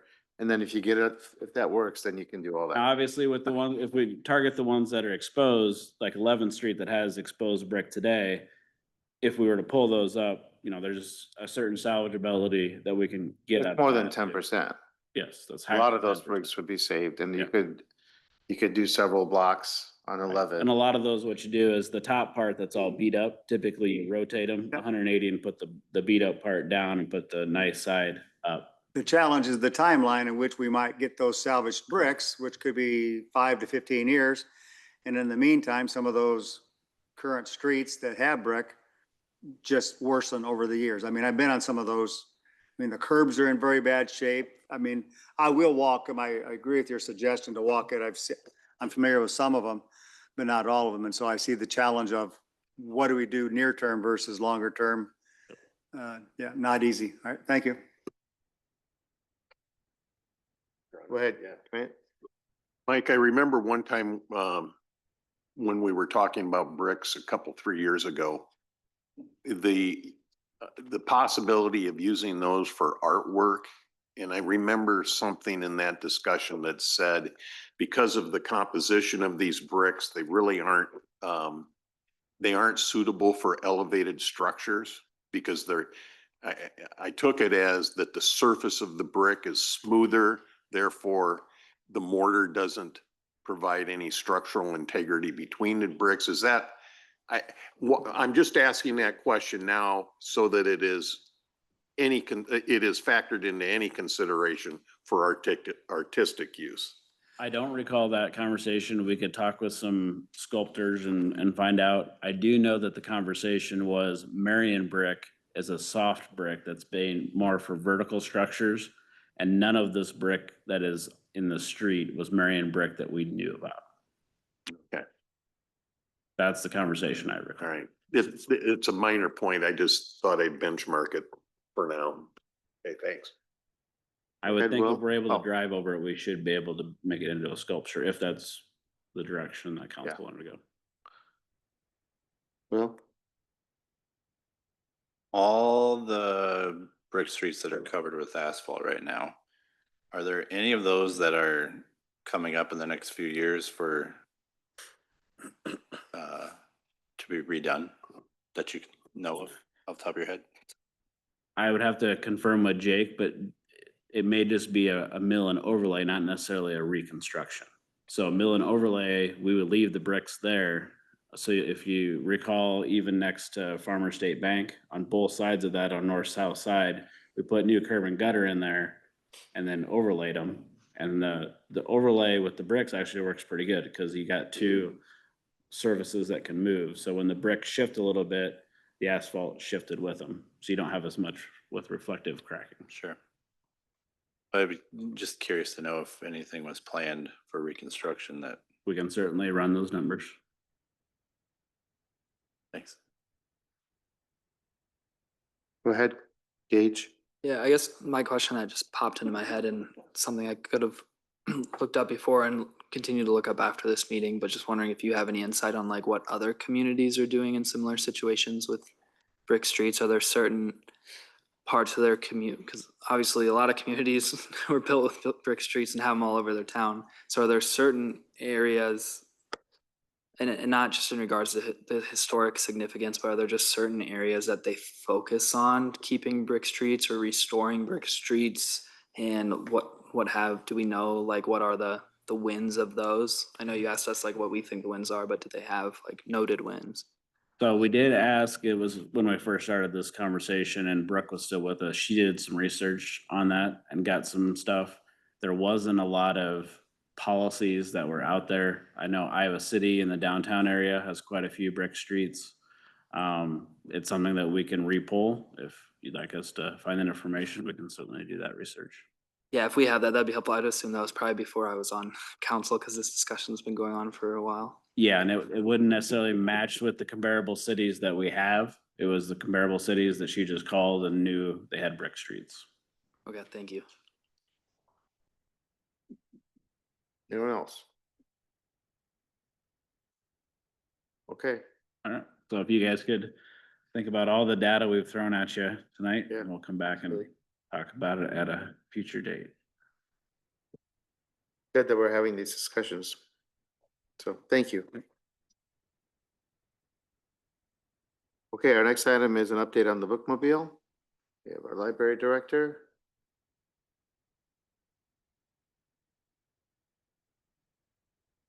Good evening, Mayor and Council. We are here to update you on the library's bookmobile program.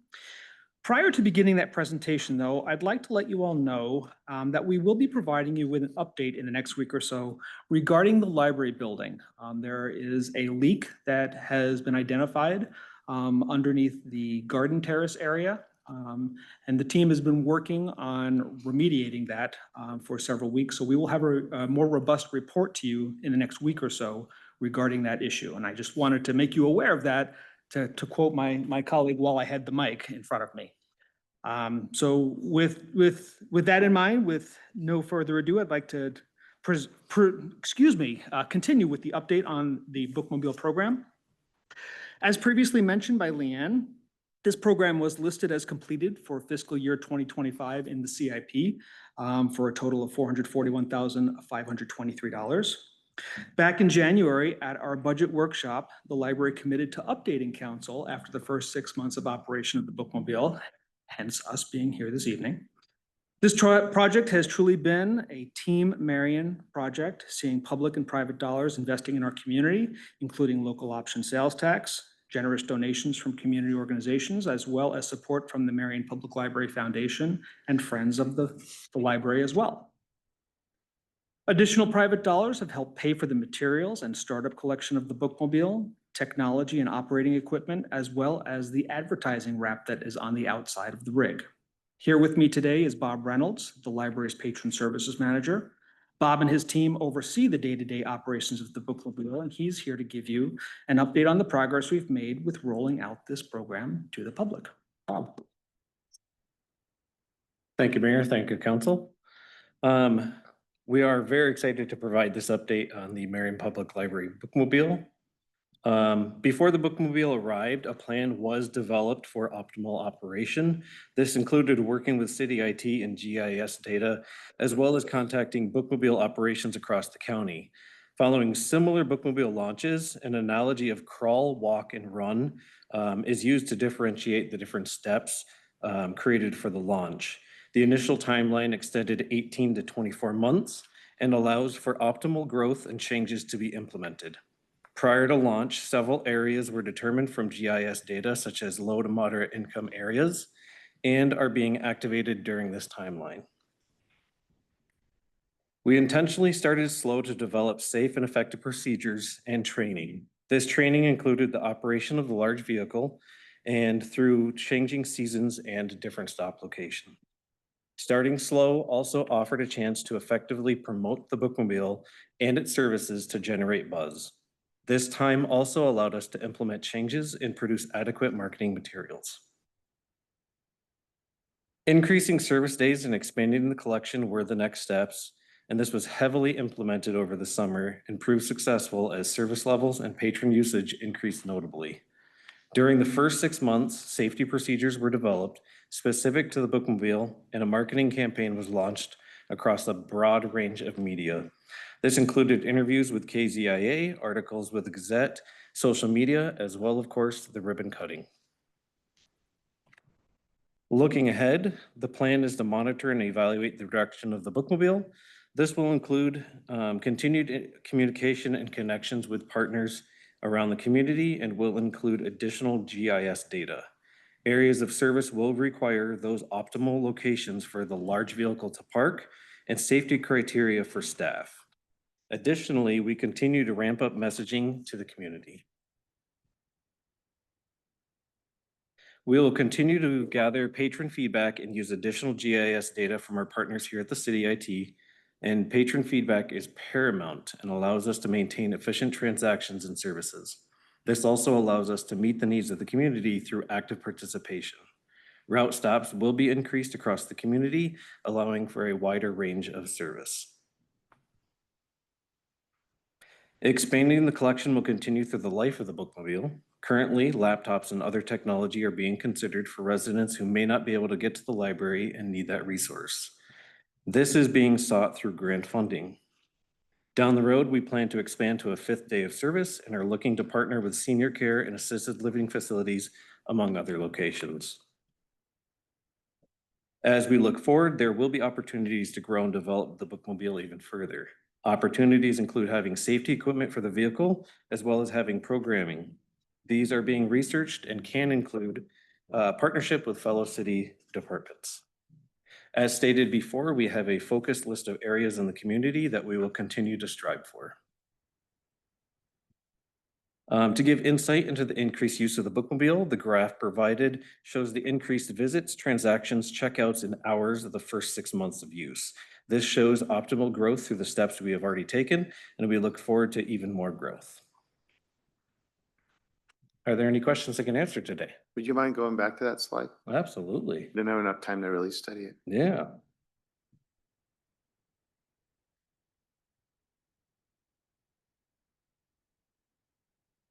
So where are the current stops? Ooh, we are currently stopping at Thomas Park, the Y, Taub. I'm sorry, I get Taubie? mixed reviews. Taubie, thank you. Yep. I've actually asked about 30 different residents and I get a different answer every time. I promise you. It's like low, low. I mean. Yeah, no, I get that one. Beyond that, we're also stopping off at the pool. We are, I do apologize, I'm blanking on several. We also stop at the Dupaco out on the east end, where there is close proximity to one of the neighborhoods there. We also stop, did you say Wanatee Park? Yeah. Wanatee Park as well. And there's a residential facility. I'm drawing a blank on the name. I apologize. Azure Apartments. Thank you. Yes. I So looked at the map online to see where you stop. So when you say, are you using GIS data or you plan to use GIS data? No, we are already currently using GIS data. And we how plan to is it? expand on that. Can you like explain, how is it used? Yeah, absolutely. Before the bookmobile was here, we partnered with that GIS data. So I connected with City IT here. We indicated locations where there is low to moderate income residents here in Marion, and we partnered that with library card usage. So taking all that into consideration, we're trying to pinpoint certain areas in the community that will need those resources more than others. Beyond that, we're partnering with bookmobile locations and libraries across the country that have rolled out this plan already. So they're familiar with the success stories. And we're using that data to make sure that our bookmobile launches successfully. Go ahead. My questions are about the vehicle specifically. In terms of the library related systems that you have on board, how is all of that technology and equipment functioning? And then similar question for how does the vehicle itself, in terms of its engine, propulsion, all of that, how is it working for us?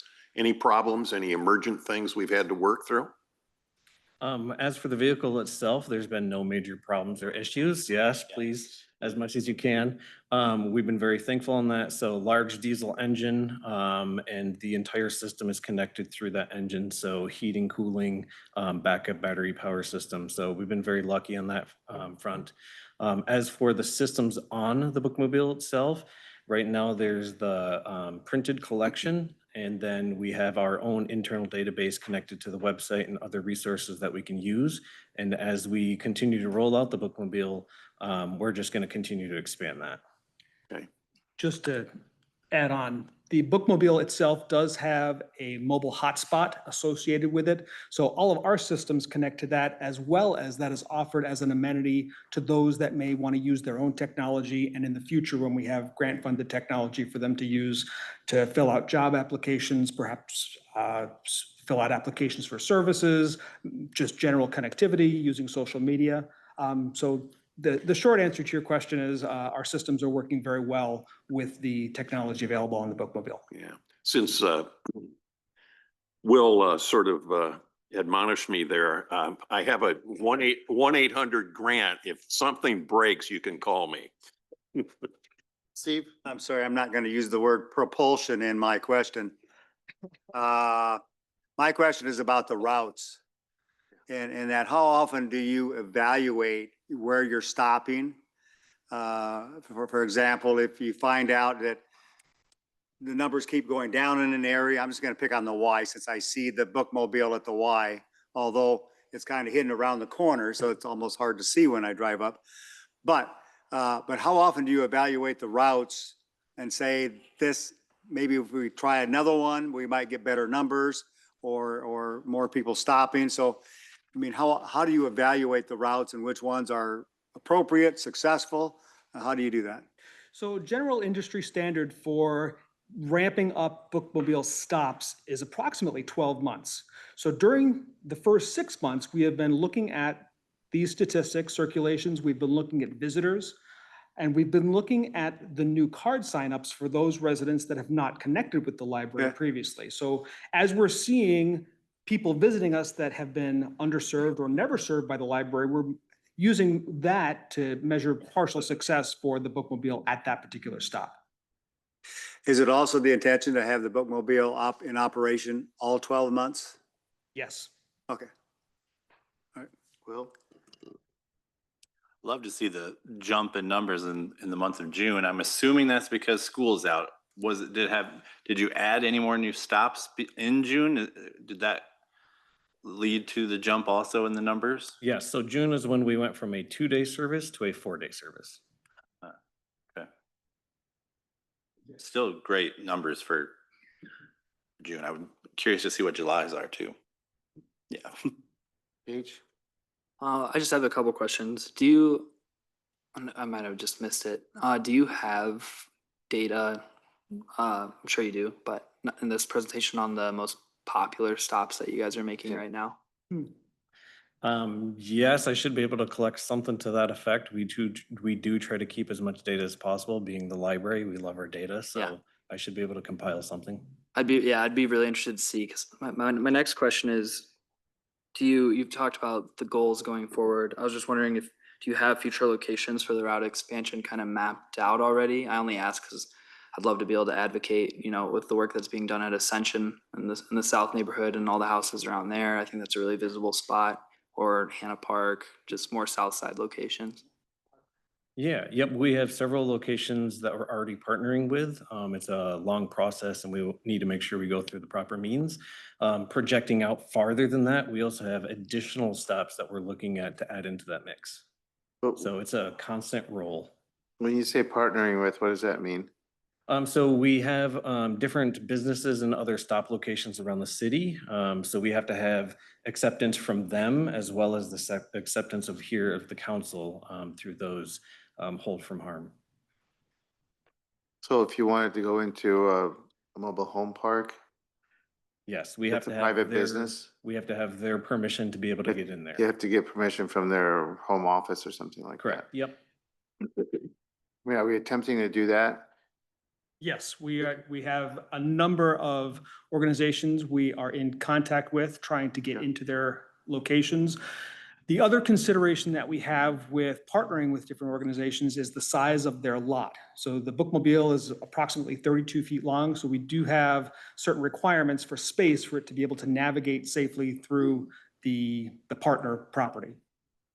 But yes, we are in contact with a number of different organizations throughout the community. Yeah, because I mean, I guess if you tell me we're getting a bookmobile and, I guess in my imagination, I imagine that that's the ideal place. It's where people may not have access. It's the senior living facilities, it's mobile home parks. So I guess that to me, you may have a different data or view on it, or, I'm certainly not the expert, but it's just in my layperson assessment of it, it seems to me like those are the ideal places more than the why.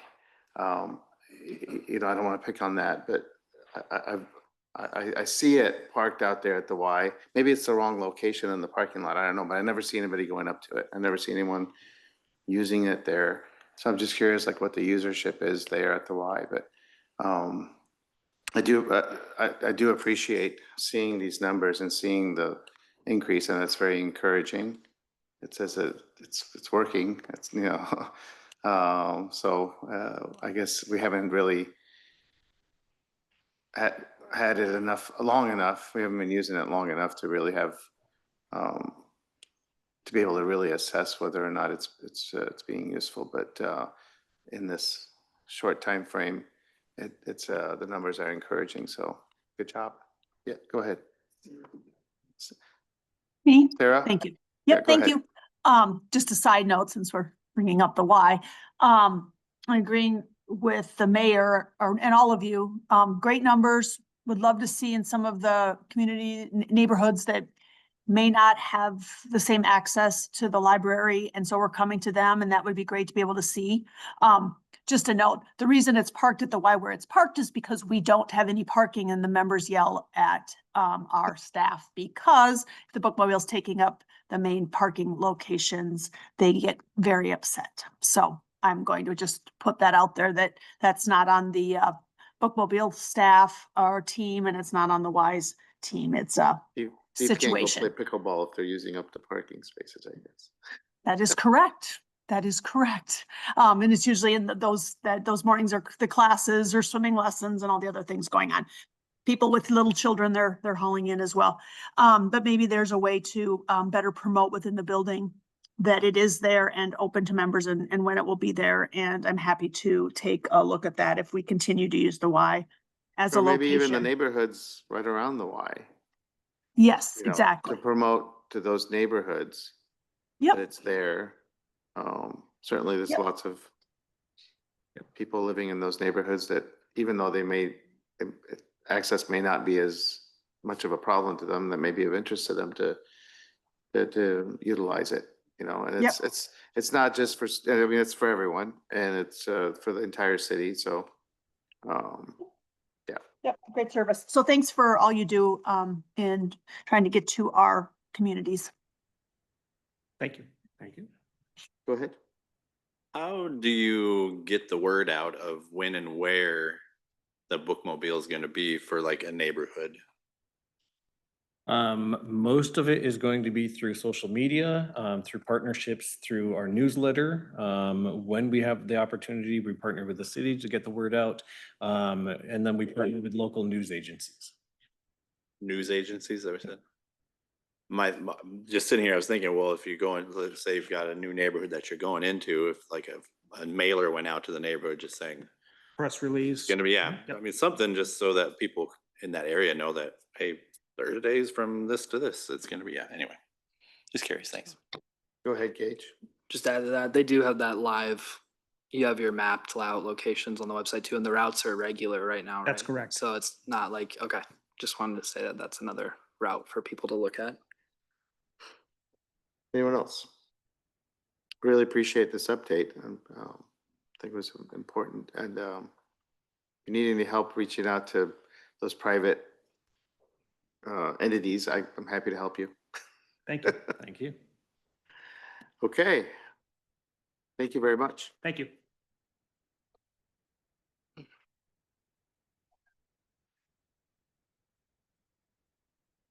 this point, I'm going to turn over the meeting to the Mayor Pro Tem.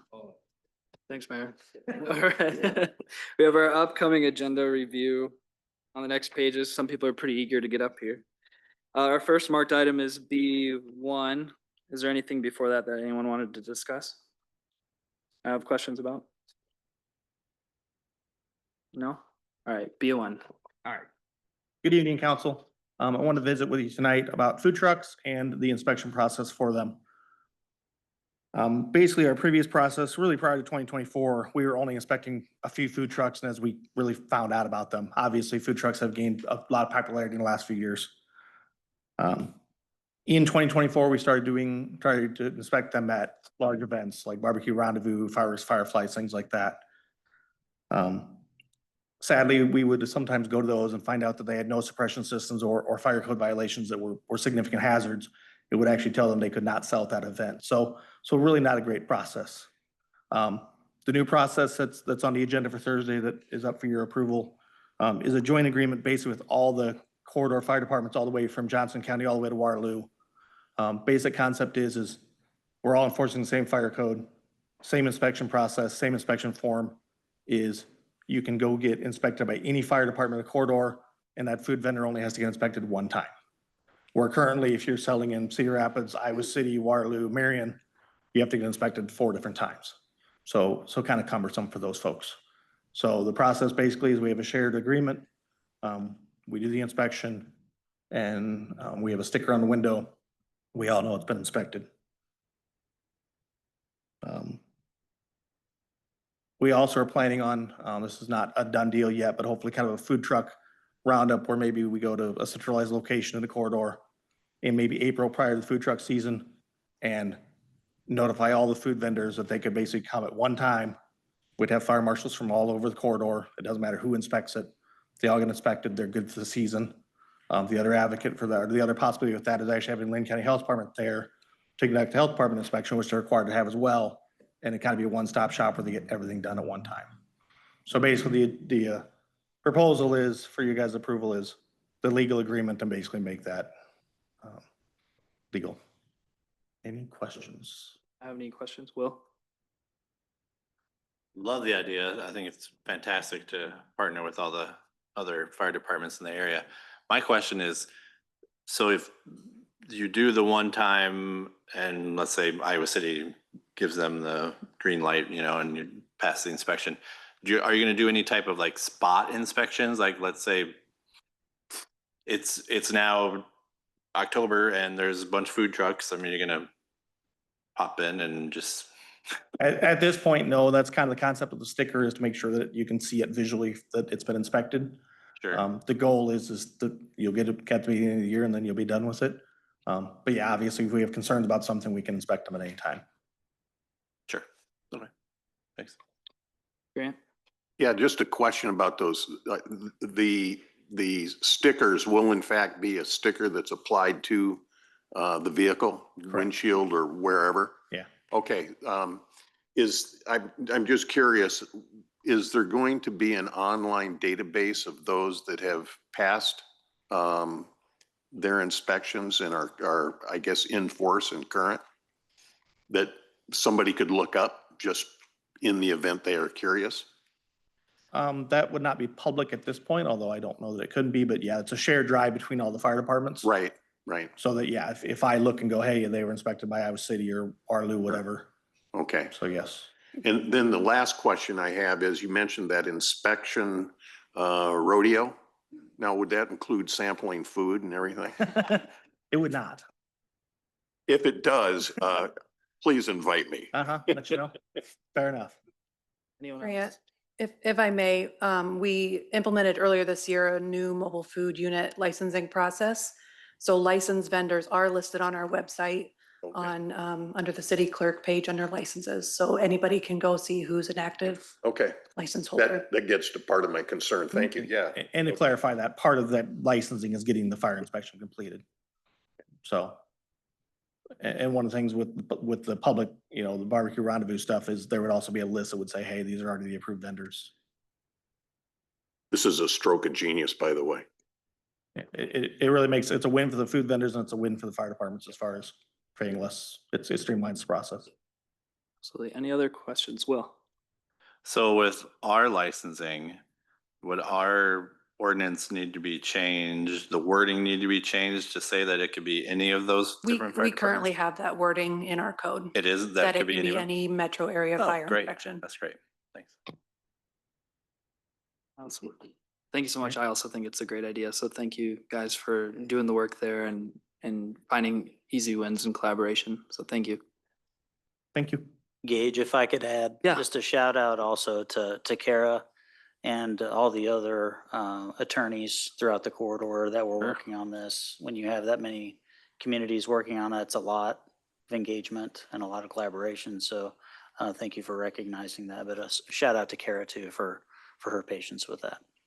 Thank you, Kara, as well. That's a lot of attorneys in one conversation. So I appreciate the patience all around. Our next marked item is D3. Is there anything before that that people want to talk about or ask about? Seeing none, we'll go to D3. Matt. Right. Good evening, council. Welcome to 2025. I've been wanting to say that. We're bringing a resolution approving a 33-month contract with Samsara. And what this is, obviously, is it's a tracking system that we have currently in our garbage trucks. That's part of our, you know, how we track our trucks. We're gonna put this in our snowplow trucks. Obviously, it'll equipment optimization, improve efficiency, vehicle status visibility. We believe this will reduce calls because part of our goal is having it on the webpage. The Marion website, you can click on there, you'll watch where the trucks are, where they've been, that type of stuff. Kind of getting in tune with like Glynn County does, track a plow, that type of stuff, and enhanced communication. Is there any questions? Yeah. Any questions? Good. I guess the question I have is, how long has this been in place with the garbage trucks now? Only a month? Samsara. Oh, wow. I'm guessing high reviews so far from staff. Well, it is actually, it does help a lot. We can track. And the nice part about it is one thing that we figured out when we were having a meeting with Samsara is, so Matt, the solid waste manager, and me, we can view them independently or we can view them together. So like in a snow situation, we'll know where the garbage trucks are. So after we get done with, say, priorities, a lot of times we'll go ahead and catch those solid waste areas. And then we can direct trucks, you know, just by looking at the map and knowing where they are. Very cool. Yeah, Something else that Chief brought up while we were talking about this on pregame. I didn't think about it until he said it, but with safety and those type of things, you know, if they have an accident or something, I can find where trucks are. I don't have to guess. I mean, generally I know where they are because how long it takes them to do things. But this will be more pinpoint and live for me to see. So if I needed to get them to go over to an accident or whatever the case is. There's just a lot of good things that come from this. Absolutely. Any other questions or comments on this?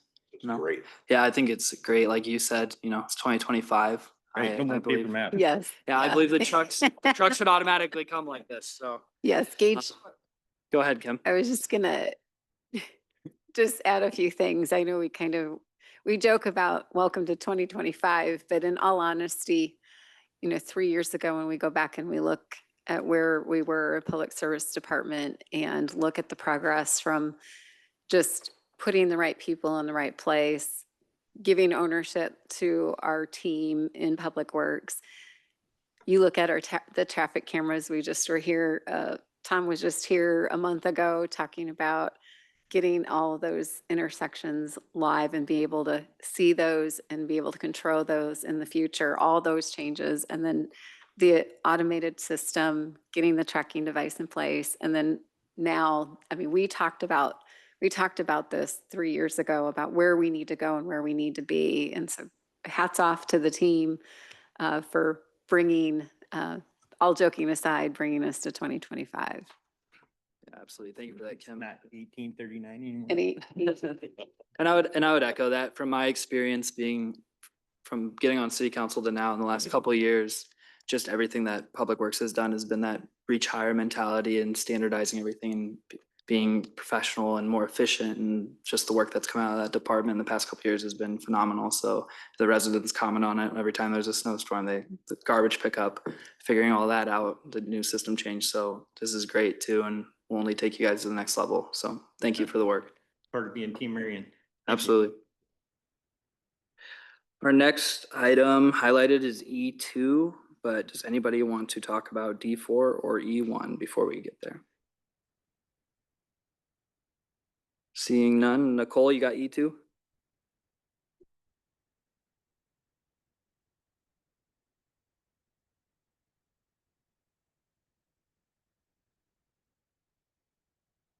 So we just wanted to bring this item to council's attention. It is on Thursday's consent agenda.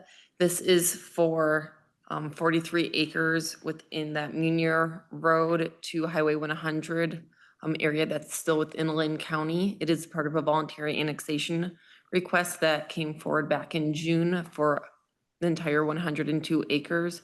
As we moved through that annexation process, there was a portion of a legal description that ended up being omitted. This recaptures that legal description in full. And so the 102 acres will fully be in front of the state for review for that annexation. So this is just bringing back that small portion of land where that legal description had been omitted and getting it recaught back up with the rest of the property. Questions on this? Questions? No. Seems, Nicole, you have the next regular agenda, E2. Is there anything else that anyone wants to ask questions about before that item? No? All right, Nicole again. So on Thursday, we do have the final consideration for the Champions Estates rezoning request from that SR2 to the SR3 zoning district. This is the revised preliminary plat. So following that final consideration, we will have that revised preliminary plat on the council agenda for consideration as well. So the final plat itself consists of that highlighted area up on the screen. It is about 20 acres and consists of 64 lots that it would be divided into. The lots do average about a quarter acre in a lot. On those kind of inner corners, there are larger lots, but on average, we're looking at a quarter acre lot here. Per our housing study in 2022, it did call out the need for just over 1,300 single-family homes within Marion by the year of 2030. So year to date, from that January 2022 mark to now, we've had 388 single-family lots final platted. So we still are in need of a good amount of single-family lots to be platted. So this will help that as it moves forward. So again, just a reminder for that future land use map for this area. It is low intensity designated. That does allow for 2 to 6 dwelling units an acre.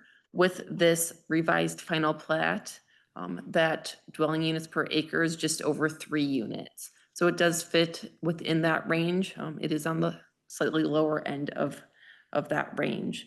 This preliminary plat originally was platted back in 2004.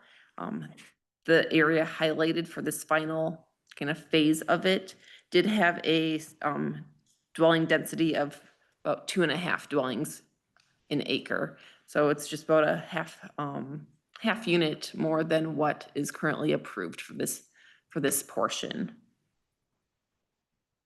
Looking at public utilities, again, this is the final phase. So as the development has built out, there are water and sanitary sewer mains kind of stepped out here along Artesian Road, and then off of the stub streets as well. So the public utilities are in place for this phase. With the build out of it, we've got a stub street that will go north. The water main will be brought up to the north. That is something that we do as a policy, is making sure that undeveloped properties are receiving those public utilities at that property line. As well as for the sanitary sewer, we do have an easement between 2 of the lots here that will extend that north as well, allowing for future development. Looking at stormwater management, that larger blue area towards the south there, that is a part of an earlier edition. That basin was calculated to capture the stormwater runoff from this area as well. So this northern area does not have its own basin. That was developed as part of the overall subdivision back in 2004. And then the northeastern area here is an existing natural water channel that runs through there. There is an easement that will be maintained to keep that channel in place. That water runs through that property and then enters into the Indian Creek area. Looking at environmentally sensitive land, there is 100 and 500-year floodplain that does impact this single lot here on the end.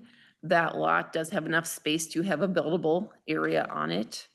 With the engineering department, we do make sure that there is enough elevation there so that house does not get flooded out based off of minimum low openings. They're required to have 1 more foot above that base flood elevation. So we are making sure that that does happen and that those homes in this area stay protected. Otherwise, for slopes, there aren't any steep slopes in this area. There aren't tree masses, and there aren't any identified wetlands either. Looking at street construction and trails, this does match that approved preliminary plat from 2004. So the street network is not being proposed to change whatsoever. Sidewalks, just like today, sidewalks will go in when that building permit is pulled. Along Lucor Road on the west side of the development, there will be a trail that gets extended to that northern property line as well. As far as lot configuration goes, so this is increasing the number of lots from the approved preliminary plat, 12 lot increase. So as we've been discussing, that the rezoning request is in this top area here outlined in blue. That's those 6 lots that we've been talking about for that increase. Everything else in yellow does match that current zoning district for lot width, and is also an increase in 12 lots in those yellow spaces. So as you can see here, we gain 2 lots in this area and then 1 lot on either side of Artesian Road. This lot currently faces that inner loop, and the idea is to have it split out into 3 separate lots facing south towards the ones on the adjacent side of Artesian. So this revised preliminary plat is increasing that approved plat from 52 lots to the 64 lots. Again, the top 6 lots are part of kind of that rezoning request. The rest of it do fit within the current zoning. Questions? Any questions, comments? Will? I'm sorry, I didn't catch what you said earlier. Did you say that little sliver off to the side, it did or did not have enough area for a house to be built? There will be enough area for a Is house. enough out of Yes. the flood zone? Okay. Yes. Grant? Yep. So that was going to be my question as well, plus I have an additional one. But given what appears to be at least reported kind of on a national basis, increase severity of rainfall amounts in any given storm, doesn't that give us pause to even consider within the 100 or 500-year floodplains allowing anything to be built? I guess I'm just, I can understand the motivation to build as much as possible. I'm just worried that we need to have a sensitivity also to head off future problems for a property owner, head those off at the pass now. Sure. So the layers that you see there, the lighter blue is the 500 year and the darker blue is the 100. Yep. And then there's an elevation that's established as you go upstream. And so whatever the closest marker is up there, we make them per zoning and our code to build 1 foot above that. So they have 1 foot of freeboard from that 100 year above that. Now, depending on who they get their loan from, they may make them get flood insurance depending on what elevation, even though they're built above that 1 year, if their parcel is in the 100 year. So depending on their lender, they may make them do those regulations. So that 1 foot of additional freeboard, that also then raises the base grade of the basement? So that is the minimum low opening. So the lowest opening, whether that's a window, a door, whatever that is, that has to be 1 foot above the 100-year flood elevation. And we don't have any, so I'm still thinking subsurface. We don't have any concern about soil type and permeability or anything like that? That's not in our regulations. Okay. I just want to go on record to say I kind of don't like this. The second question I have is, last time I remember talking about this, we were talking about a 6-lot increase kind of on the north. The 3 and 3, if I remember correctly. And the concept that we talked about was that that change provided somewhat of a gradual buffering to then the higher intensity use planned for in the property further north. So now we've increased the buffering model, if you will, further to the south of Artesian Road. Does that, I know there were some other resident comments about just increasing the density. Does this increase that perception of conflict with existing residents? So with the existing zoning district, I believe it's 9 feet that it's kind of off from what the proposed preliminary plat is to the current preliminary plat. So the one like south of Artesian, they're all kind of shifted 9 feet, just a little smaller to gain that extra 1 lot. As far as like the medium in density towards the north and using that 6 lots as that kind of transition zone, those are narrower lots than what we are looking at for this area. So the residents' concern of adding a ton of density, we don't consider necessarily 1 lot in a stretch of lots to be that increase in density, especially when we do allow for that 2 to 6 range within the low intensity area. And overall, this is increasing that area by half a unit. I guess what did we know that this increased lot configuration for the SR2 district, did we know about that when we were discussing the proposed SR3? Yes. Okay, this diagram would have been useful in that discussion. Because I had my mind fixed on the +3 +3 in the northern area there in the proposed SR3. So I just think if we have information that can be displayed earlier rather than later, would at least, I think, give us a different consideration. But anyway, okay, we're at where we're at, and thanks. Any other questions? Can't see if Sarah's still online. I know she's spoken about this one in the past. Does she have anything? Thanks for checking, Gage. I'm still here and I do not have anything. All right, I appreciate it. Thank you, Nicole. That brings us, that was our last marked item. Are there any other items before we get to the closed session that anyone wants to talk about or ask about? Then that brings us to our closed session. Mayor Pro Tem, I move to move to adjourn to a closed session regarding the real estate transactions as permitted under sections 21.51J of the Code of Iowa. Second. It's been moved and seconded to adjourn to closed session regarding real estate transactions as permitted under section 21.51J, Code of Iowa. Can we get the legal statement, please? Thank you, Your Honor. I've reviewed the proposed subject matter for the closed session and find the same to be appropriate under Iowa Code, section 21.51J. Thank you. And can we get roll call, please?